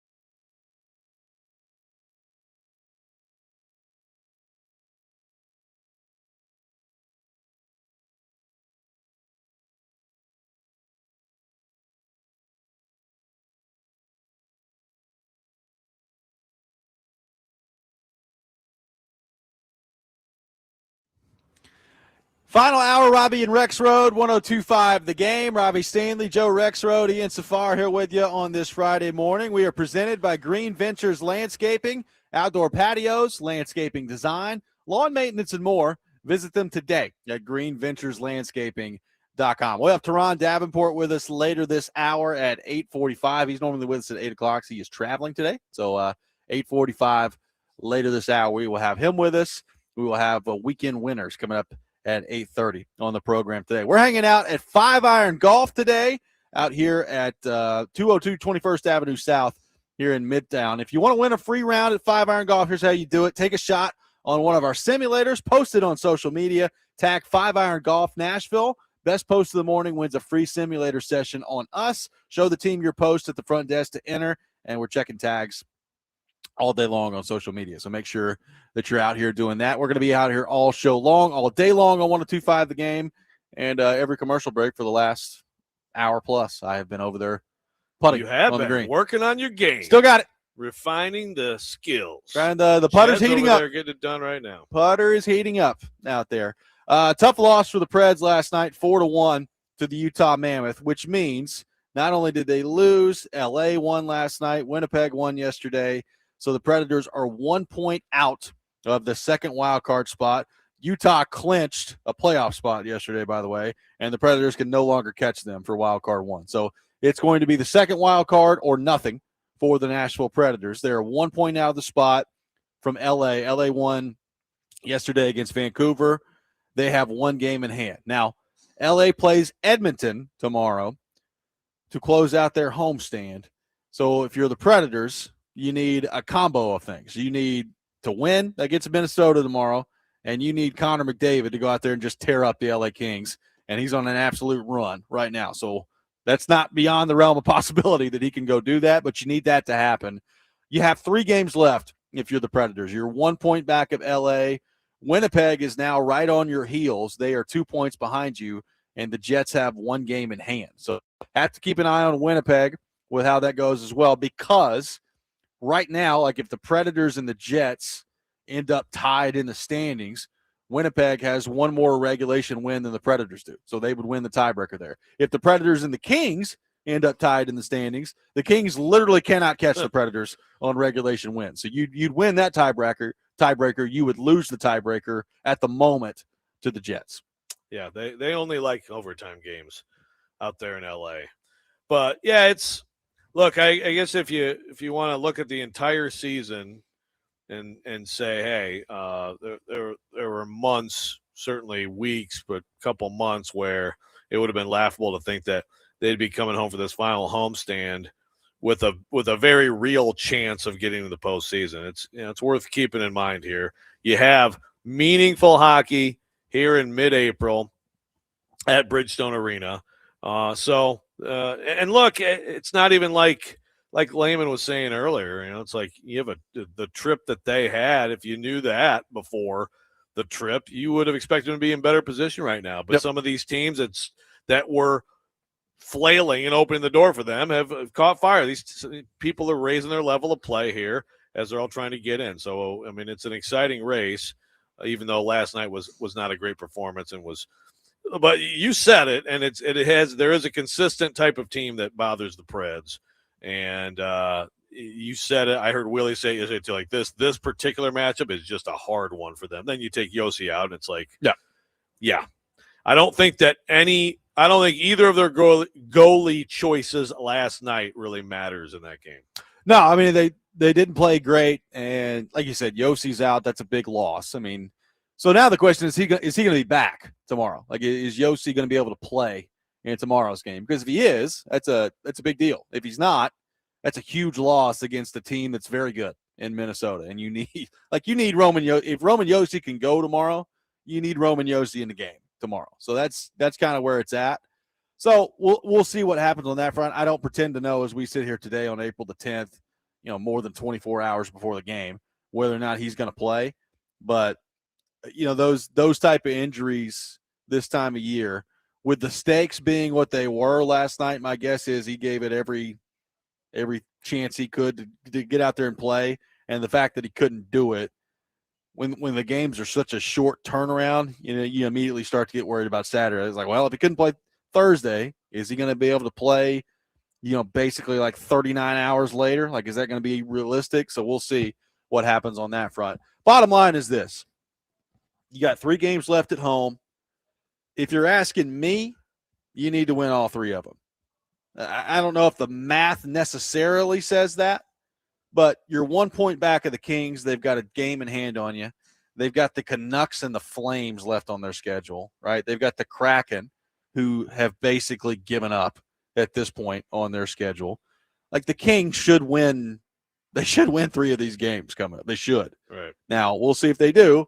You really need Edmonton to beat LA tomorrow. Like, if they beat Edmonton tomorrow, that's not good for the Nashville Predators. The numbers, according to moneypuck.com, the Predators are at a 20.8% chance to make the playoffs right now. For reference, LA's at 66.9. If the Preds win tomorrow, it'll move up to 34.24. And for reference, Winnipeg's at 12.6 right now. So the math is heavily favoring at the moment the Kings because of the game in hand that they have on the Predators and the schedule that they have coming down the stretcher. So, Joe, it'd be hard pressed to convince me that they're going to make it if they don't win all 3 of these games. And even if you win all 3 of these games, you might need a little bit of help. But I think they're going to have to win all 3 of these at home. Yeah, I guess you could look at it like the Kings lose. You got that point. Maybe if you get 5 points, maybe that's enough. You end up in a tie and end up being the Kings in the tiebreaker. But it's hard to imagine having a regulation loss among these 3 and having a chance. You'd have to have something surprising happen elsewhere. You'd have to have the Kings fall apart and the Jets to stop winning. And that's what you need. Like, San Jose is at 2.7%, and you play them one more time. So, I mean, you can end on Monday. I mean, they're technically 3 points back. So yeah, San Jose's 4 back of LA. They're 3 points back in Nashville with a game in hand. But you can effectively end them on Monday. So we'll see what happens on that front. But I mean, the math right now that I'm looking at tells me you probably need to win all 3 of these if you're the Nashville Predators. Let's head to our phone line, driven by WilsonCountyHyundai.com. Welcome in Bob in Antioch to the program. Bob, good morning. Thank you for calling in. Good morning, guys. NHL.com and the Hockey News, I think weekly rank the all 32 NHL teams, and I believe the Predators are around 21st or 22nd in both of those publications' rankings. Where would you guys rank the Predators roster? Do you think 21st and 22nd is accurate, or would you rank them differently? Yeah, that's a good question. Thank you, Bob. I would say this. If you're going by career accomplishment, I'd go higher, right? Like a career accomplishment, I'd start to move it up. With where they are right now, I would say, like let's think about the teams that are directly in front of them. I think they've got a comparable roster to LA, right? Like, LA's got Anze Kopitar. LA's got, Fiala when he's healthy. They've got Drew Doughty. They've got, obviously Panarin, who they traded for. Some guys that are older, right? Doughty, Kopitar, older players. Panarin's not a spring chicken either. So some older players. I think it's a good comparison that you've got there. But I'd say, 18, middle of the pack, 18, 19, 20, somewhere around there. It's like they're not Dallas, and they're not really Utah. We just saw last night. Utah's got a really good young roster. And it also, some of this, Joe, depends on how you look at it. Like their roster right now, or if you look at like Anaheim's roster and what they are now, plus what they could be in 3 years. San Jose's roster and what they are now versus what they could be in 2 years. Are we taking them like, I'll take this for the next 5 years? Well, okay. So that's different. Right at this moment, and especially like when Stamkos playing the way he is, and it's might be a little higher than that. Yeah, it's a good roster. It's not from the standpoint of the veteran players that you have. Now, this is where I think some nuance is involved too, because I feel good about Stamkos and Forsberg and Yossi and some of these guys that they have. Now go look at their center depth, which is the most important position in hockey. You start to rank their center depth, and then it starts to move down the rankings a little bit when it gets to the rest of the league. Well, and look, when we've compared Nashville's roster to other teams, one of the things that has been a big plus, of course, has been goalie. And that is also, I mean, I'm sorry, but like it's just not as good as they would have hoped. And so you also have to factor that in at this point. I mean, it's just not what they hoped it would be this year. 615-737-1025, our phone number. Preds lose last night to Utah. They've got 3 games left at home to make their playoff push. Will they make it? We'll take your thoughts on the Predators. 615-737-1025. Robby and Rexrode, 1025 The Game.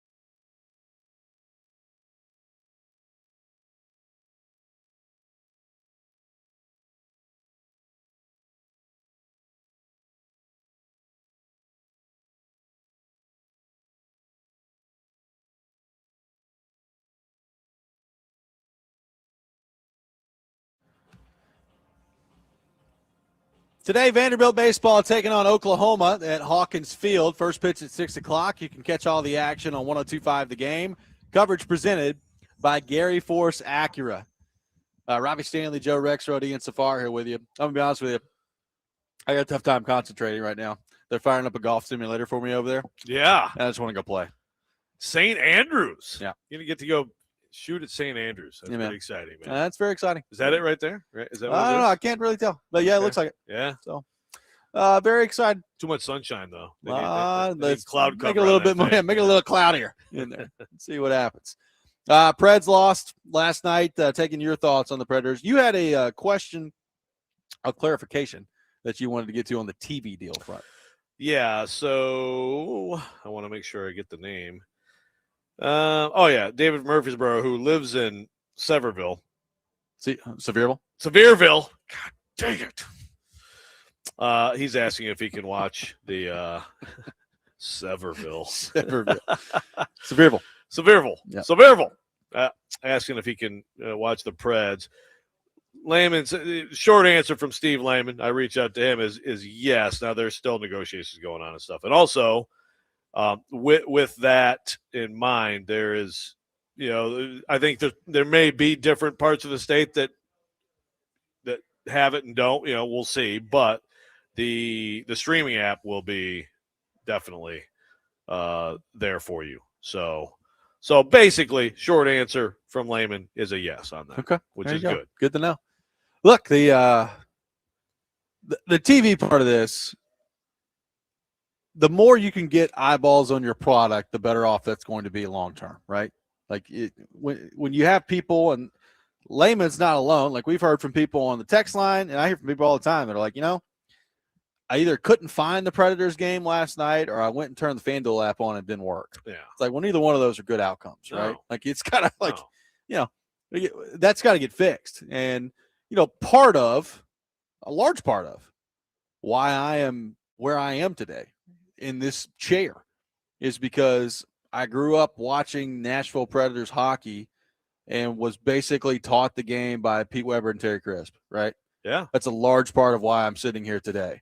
So, like, for the next generation coming up, like, they got to be able to find a game. Got to be able to access the game. Give people access to your stuff. Right. Exactly. Right. So that's why NFL, don't take it away. Yeah. Like, I just think this new TV deal is just great for the Predators and this market in general. Let's head back to our phone line. Welcome in Adam in Portland to the program. Adam, good morning. Thank you for calling in. Yeah, so I'm not going to pretend like I was a day one Predators fan because I was not. I remember the first game I think that I fully watched was the year before we went to the Stanley Cup final when Shea Weber hits that goal as we pulled the goalie. Like that's when I was like, okay, I got to start learning hockey. I didn't know anything about hockey. So that being said, dude, like I've been following him every minute since, and this goalie is not it. Like he really bothers me, man. And the fact that the hockey is so set up to where if you give somebody 8 years, you're stuck for 8 years. Like 8 years is a long time, man. We're all going to be way different people in 8 years. And I don't think Saros is going to be better in 8 years. So like, I don't know. It ticks me off watching it last night. I do have a question for you guys besides just complaining about him. If we get a new regime, which we're going to, we get a new GM, if we don't make the playoffs, does he fire Brunette? Is there any chance that he doesn't fire Brunette? That's a great question, Adam. Thank you for the call. Like I would say this: is there a chance that they don't fire Andrew Brunette if they don't make the playoffs? Yes, I think there is. What I would do if I'm Bill Haslam, who's ultimately in charge of all this, if I'm Bill Haslam, my advice to the general manager would probably simply be this. I like Andrew Brunette because I think they do. I think they like Andrew Brunette as coach. I think Andrew Brunette, to his credit, has done a pretty good job this year navigating through what was a disaster of a start, and he's gotten them back to this point. I think it's important when you hire the next general manager for that to be his call. Absolutely. And you look, maybe you look at the general manager and say, it's your call. Do whatever you want to do. And maybe the general manager says, you know what, I don't really have a strong opinion one way or the other on Andrew Brunette. Let's see how it goes for a year. And that could be the way it goes. But if you're hiring a general manager and the general manager's plan is that he really loves a coach and he's identified a coach and he wants to bring that coach with him, I'm not stopping him from doing that. No. If I think that that's the right general manager for the job, if I'm Bill Haslam. Yeah, you've got to let whoever you bring in to run your hockey operation execute his vision. Yeah. So it's a good question, and I think that certainly if you don't have that person, then you should look at what Andrew Brunette has done here and take it seriously. Sure. And give him a chance and give him serious consideration. It really comes down to that question of if you've got someone you know for sure, and then maybe it's a couple people who could be possible. Maybe you can't get them. I mean, who knows? There's a lot of different ways that scenario could go. If you have someone for sure and you can get that person, then that's what it's going to be. It's very simple. You have to let your hockey person run the hockey organization. We did have a long, like this comment, I'm looking at it again, that I skimmed it, that I responded to. I said, I'm not reading all that. Congrats or sorry for your trouble. But basically about Saros and the point being, pushing back and like, what should Trotz have done in that moment? I will say to that texter, first of all, please just be a little shorter next time. But also, we first guessed it. And so, and our first guess, you know what? Askarov may not work out at all, and it may. But the thing is, then you're not tied to this. You're not tied to what they're tied to, which is this is the first of an 8-year deal. And yes, as you said, Robbie, earlier on the show, and we've said many times, with the way the cap is expanding, almost $8 million a year is not what it was a few years ago, right? But it still can limit you. I mean, it still can limit you more than some teams are limited by, a goalie contract. And again, if the goalie is just going to be a guy, then that's still problematic. And so they have Ivankovic, who just, Michigan lost. That's a tough one for the Blue. Last night to Denver in the Frozen Four. He's a promising prospect. He could be in a few years, could be an answer. But again, you're sitting here with this huge goalie contract, and that's what we said at the time. It's like the data and the way to project things would suggest that you're just going to really hate that deal for a lot of it. And I how could you argue otherwise right now? Yeah, and to me, it's always been more about the age than anything, right? Like yes. the money's not that bad, but you're talking about 7 more years, and he's going to be 31 in 10 days, right? Like he's going to be 31 years old. And at 31 years old, and the play's dropped. And look, if you want to, we can make excuses for why the play is dropped, right? Like the defense has been bad around him at times, right? Like it's not been a great team that he's played with. We talked earlier in the show, Joe, the scoring around the league is up. The save percentages around the league are down. So all those things are legitimate, and they factor into all this. At the same time, I think if you're being honest about the conversation, we would all recognize that Saros has not had some extended run of dominance that we've grown accustomed to seeing from him in quite some time now. Like it's been a long time since he's put together like a long run of playing at an elite level, which is why you give him the deal. Yeah. Because you think he's that guy. Right. And so we've also had today some comments on, of the love for Saros is out of control and all that. Look, teams are never – no one ever blames a goalie ever in hockey except for Peter DeBoer. So that's just not – it's just not going to happen. And you're just going to – it's going to be action, not words at some point. And maybe even in the next few days, maybe, it's going to be interesting. Like if he doesn't play well against the Wild. But, yeah, it's not a great situation. Now, you'd also don't want to be – there's plenty of teams out there who – they keep trying a new guy and you don't want to be in that situation. The Preds have been very lucky in terms of their goalie stability and their long-term really excellence at the position. But I think that the new GM, if there's somebody out there who's has a team like that and thinks, you know what, I actually think he could stabilize us. I don't know if there's a team that would look to trade for this deal. I mean, it's so long, long deal. But I'd have an open mind on doing it if you had any opportunity. We got weekend winners coming up next. Terron Davenport will be with us at 8:45. All that coming up. Robby and Rexrode, 102.5 The Game.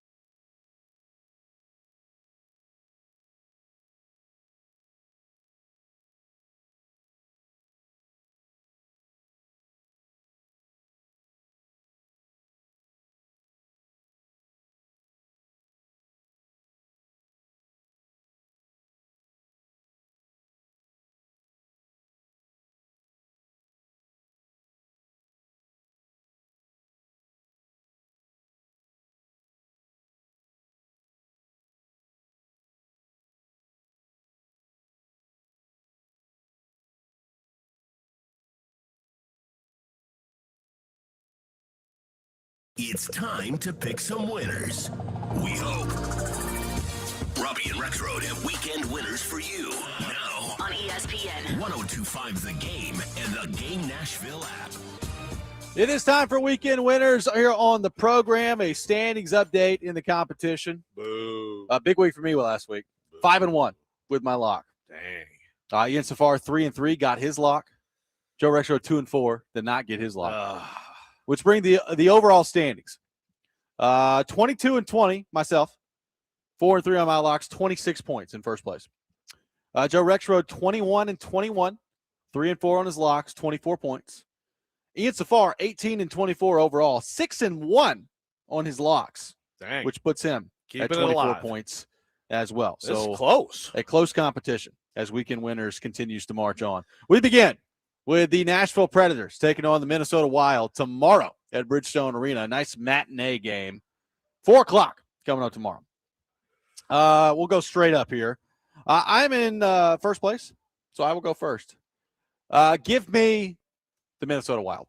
I think the Wild are trying to gear up for the playoffs. I think they know what's in front of them when it comes to the Dallas Stars and the level that they're going to have to get to play and win that series. And Minnesota's made the playoffs a lot in the history of their franchise. Very rarely do they win in the playoffs. So I'll go Minnesota to win against the Predators in a very damaging loss for the Nashville Predators tomorrow. Joe Rexrode, who we got?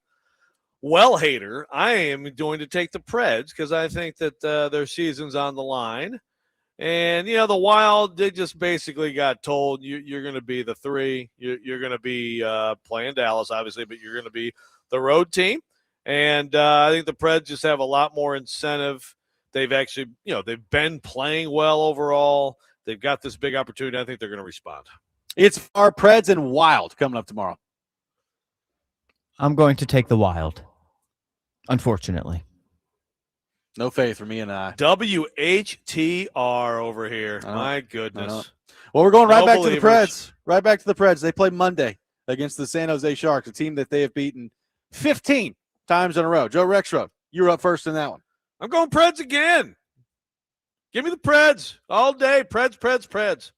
Hang the banner. There you go. Ian, Preds and Sharks on Monday. Who we got? Sharks. Ooh. Break the streak. Yep. Coming up on Monday. You just hate the local professional hockey team. Or the hockey team. I haven't been good picking the Preds this year, so. Been bad with my words reverse today. mojo. Maybe I did have a stroke yesterday. Give me the Predators to win against the Sharks and extend that streak to 16 games. I'll go Preds, taking down the San Jose Sharks. We move to Tennessee baseball. We got Mississippi State this weekend. Just going straight up series winner in this one. Ian Safar, who we got? I'll go Mississippi State.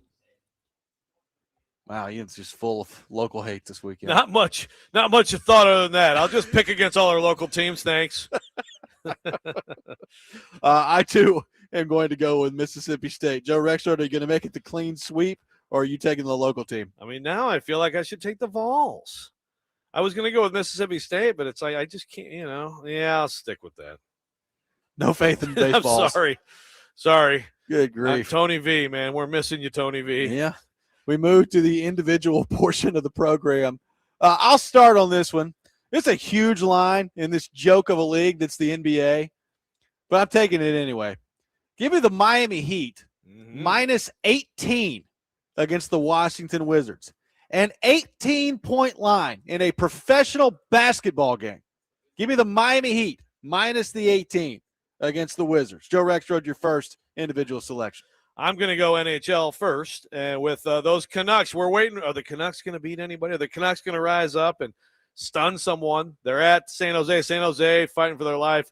Give me the Sharks minus the 1.5. Going Sharks minus 1.5 against the Vancouver Canucks. Ian Safar, your first individual selection. Okay, I'll go ahead and get my lock out of the way. I'm going to go baseball. Brewers tonight, minus 1.5 versus the Nationals. Brewers minus 1.5 against the Nationals, and Ian Safar locking down on that one. Ian, kick us off with your second individual selection. Okay, going back to Nashville SC. Missed last week. Went with the draw. They got their first loss of the season. So on the road at Charlotte this week, I'm going back to a draw. Nashville SC at Charlotte, draw. going to draw against Charlotte coming up this weekend. Joe Rexrode, your second individual selection. Well, to your point about these NBA lines, Pelicans, Celtics minus 16.5. Give me the Celtics. Make it my lock. Guarantee. What the heck's happened to this league? Good grief. We're almost to the playoffs. Good God. 16.5 against the Pelicans. Give me the LA Dodgers minus 1.5 against the Rangers and make it my lock. Locking down on the Dodgers. The evil empire right now in the Major League Baseball, really in sports. A lot of winning they're doing, a lot of money they're spending, but I'll take the Dodgers minus the 1.5 against the Rangers. Joe, your final individual selection. Well, one more of these. Mavs, Spurs. Cooper Flagg been doing some pretty good stuff for the Mavs, but the Spurs are minus 17.5, and I'm going to go ahead and pick them to cover that. Should be a great night of action in the NBA coming up tonight. Spurs minus 17.5 against the Dallas Mavericks. Ian, your final individual selection. Okay. Since Joe went with the Boston, I'll pivot and I'll take the 76ers minus 15.5 versus the Pacers. Is there a single game tonight that's going to be good in the NBA? Is there one? There are some close games. There are some teams that are both fighting for things that are playing each other. Is it happening today? Let's see here. I'm looking through the lines right now. Oh, we got Raptors, Knicks. That's 6.5. Raptors, Knicks is pretty good. That may Jazz, be the best Grizzlies. one. There you go. 3.5 in a trash game. Yeah, neither one of them are any good. Yeah. Suns, Clippers, Lakers. Trailblazers. Suns, Lakers. Yeah, Suns, Lakers is a nice. Yeah. 2.5 right. minus 2.5 for Phoenix. 2.5. Yeah, see. All right. Yeah. And then LeBron not playing, and Luka's already hurt. Luka's out Austin for sure. Reeves is hurt. Okay. Great night of action coming in the NBA tonight. Good times. Yep, that's good stuff. Give me the Cleveland Guardians plus 1.5 against the Braves coming up today. I'll take plus the 1.5. Braves win by 1, so Cleveland covers on that front. That's how that works. Okay. Just in case you were wondering. I'm just avoiding baseball because the Detroit Tigers are right now flirting with ruining my entire summer. So if they don't get their crap together, There's I'm a lot going of to be season left, really, boss. I'm going to be really ornery all summer. This is supposed to be their year. 4-9, man. 4-9. A lot of season left. Garbage. How's Tony V doing?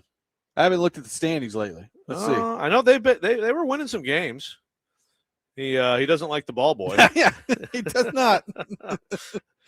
Boy, they're in last place or 5-8, but it's early. A lot of stuff left to go. I mean, look, in that division, you can just pretty much go ahead and you start that division 2 through 5. Exactly. So Yeah, so. You can get into the wild card mix for sure.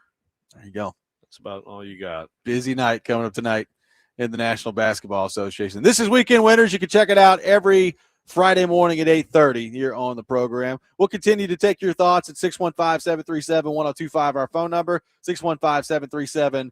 We'll have Terron Davenport coming up next. By the way, our football off-season coverage here on 1025 The Game is brought to you by Tennessee Brew Works. Raise a glass with Tennessee Brew Works, proud partner and official craft beer of football off-season coverage here on 1025 The Game. TD will be with us coming up next. You're listening to Robby and Rexrode, 1025 The Game.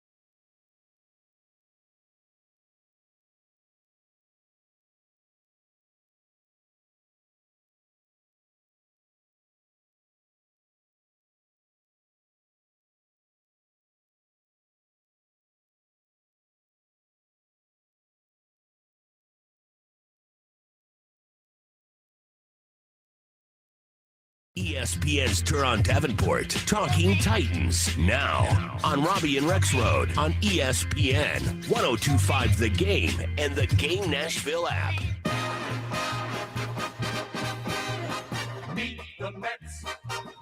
It is that time of the day.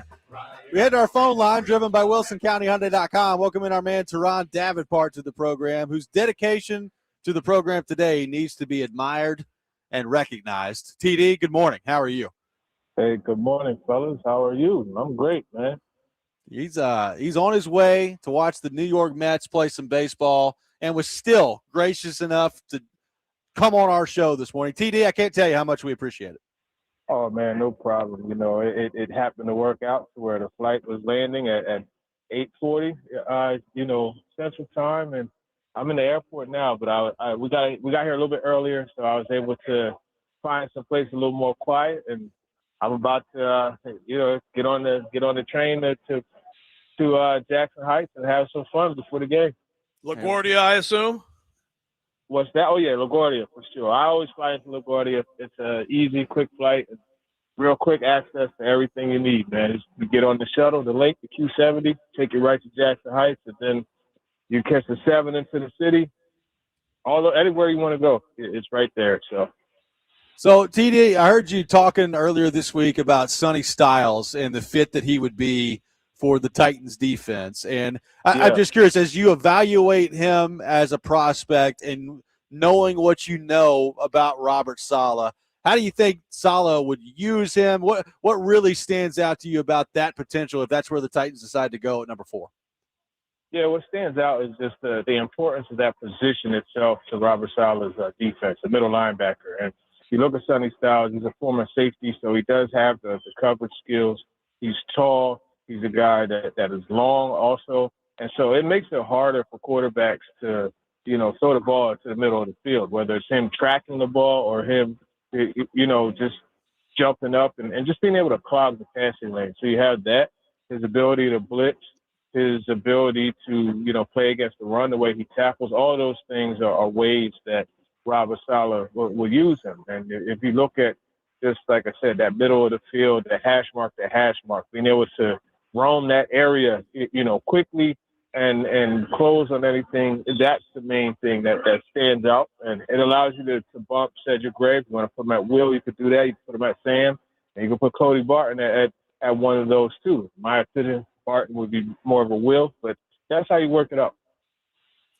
So TD, let's say, I know there's some buzz out there about like the Jets being more interested in Bailey, whatever. Let's say those edge guys are gone, and the Titans are looking at Love or Styles. Who do you think they would pick?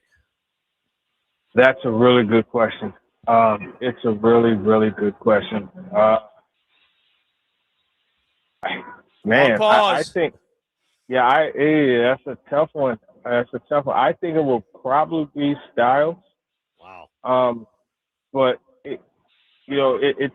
that's a tough call because you look at what Jeremiah Love does, man. I mean, this guy catch a 5-yard, pass and take it to the house. You could dump the ball to him in the backfield. You turn around and you hand it off. There's so much that he could do, and he makes the offense that much more dynamic. But I would probably say Styles, and the reason why is because Robert Saleh, he came out and, he said that he's pretty much he's happy with the running back. You look at Tajay Spears, you look at Tony Pollard, Love Mullins, and they can add it back later. So I feel like the fan base will if you want to talk about maximum meltdown scenario, like that being the scenario, and they take Styles over Love, I think that's max meltdown. And it may be the right pick, by the way. It may be. It may be. Yeah. Yeah, it's hard to say, because the thing you got to look at is, okay, well, if they pick Styles, you got to remember there's the rest of the draft. And that pick number 35, that won't be able to come soon enough. You know what I mean? Because, that overnight of trying to, pump up the pick of Styles and manage there's no managing. Let's be frank. There's no management the fan base. But you got to try to, keep the fire from being like a wildfire, you know what I mean, and taking out the whole forest. Absolutely. So, on the defense, how are you feeling about the way their corner room is structured right now? Obviously, they were busy in free agency bringing in the corners. you're still looking at maybe Marcus Harris as the nickel right now. How do you feel about the way the corner room is structured, and do you think that they go shopping for a nickel corner in the draft coming up? Yeah, Robby, that's a really good question. I actually just wrote about the secondary. It posted earlier this week, Wednesday, I want to say. But, when you look at the nickel position, that's where it's really interesting because Charlotte has said that he wants it to be, like he envisions it to be kind of like a linebacker position. And he talked about wanting size at that position. Marcus Harris is not the biggest guy by physical nature, but he's got a heart. He plays bigger, but you look at how many times he said the name Nick Emanwari. They want somebody like that. So at the same time, in saying that, he said that Kevin Winston Jr., who in my opinion is the closest thing to Emanwari on the roster, said that he's not going to play nickel. So I say all that to say, who knows what the nickel position is going to end up being? Because he even also alluded to Alontae Taylor at times bumping inside, but he said that Taylor's going to be on the outside. Taylor, he played nickel pretty well the last couple of years for the Saints. So, long story short, not sure exactly how that's going to work out. I would imagine they're going to add somebody looking like a Jalen Kilgore from South Carolina who played that overhang star position, just like Emanwari did at South Carolina. That's something. But I think it's still a work of progress and something that's still to be figured out. Obviously, Cordell Flott, he's going to play the field corner. So that's kind of how it looks. TD, you talking about 35, a guy we've talked about a fair amount is Chris Brazzell from Tennessee. Yeah. Tremendous size, 4'3", whatever, 40, really productive the last year. And he, I think he did a good job, I think, of kind of sort of combating the narrative about the Tennessee offense and the simplicity and saying, there's more to the route tree in this offense than some people want to think. It's not just the deep choice, routes and the stop and go or take it deep. But when you look at him, first of all, what do you think of him? But also like that aspect of it, the Tennessee offense as it affects offensive prospects. Do you think that that's still a big thing, or do you think that that is a little bit overblown? No, I mean it's a thing to look at.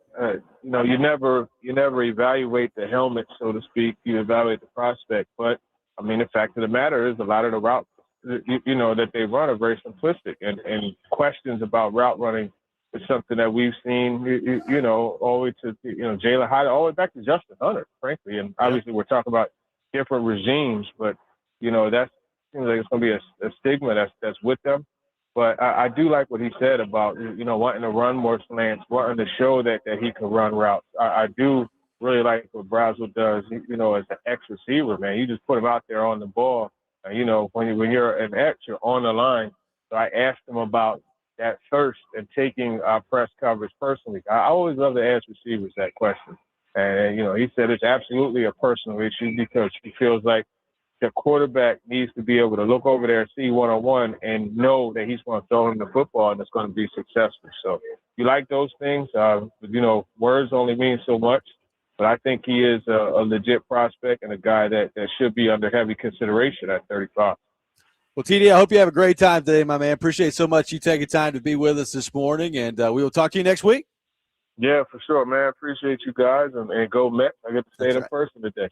That's right. LGM. That's right. TD with us every Friday morning here on the show. That's going to do it for us today here on the program. We'll be back 6 a.m. Monday morning. Next Man Up is coming up next. You're listening to 102.5 The Game.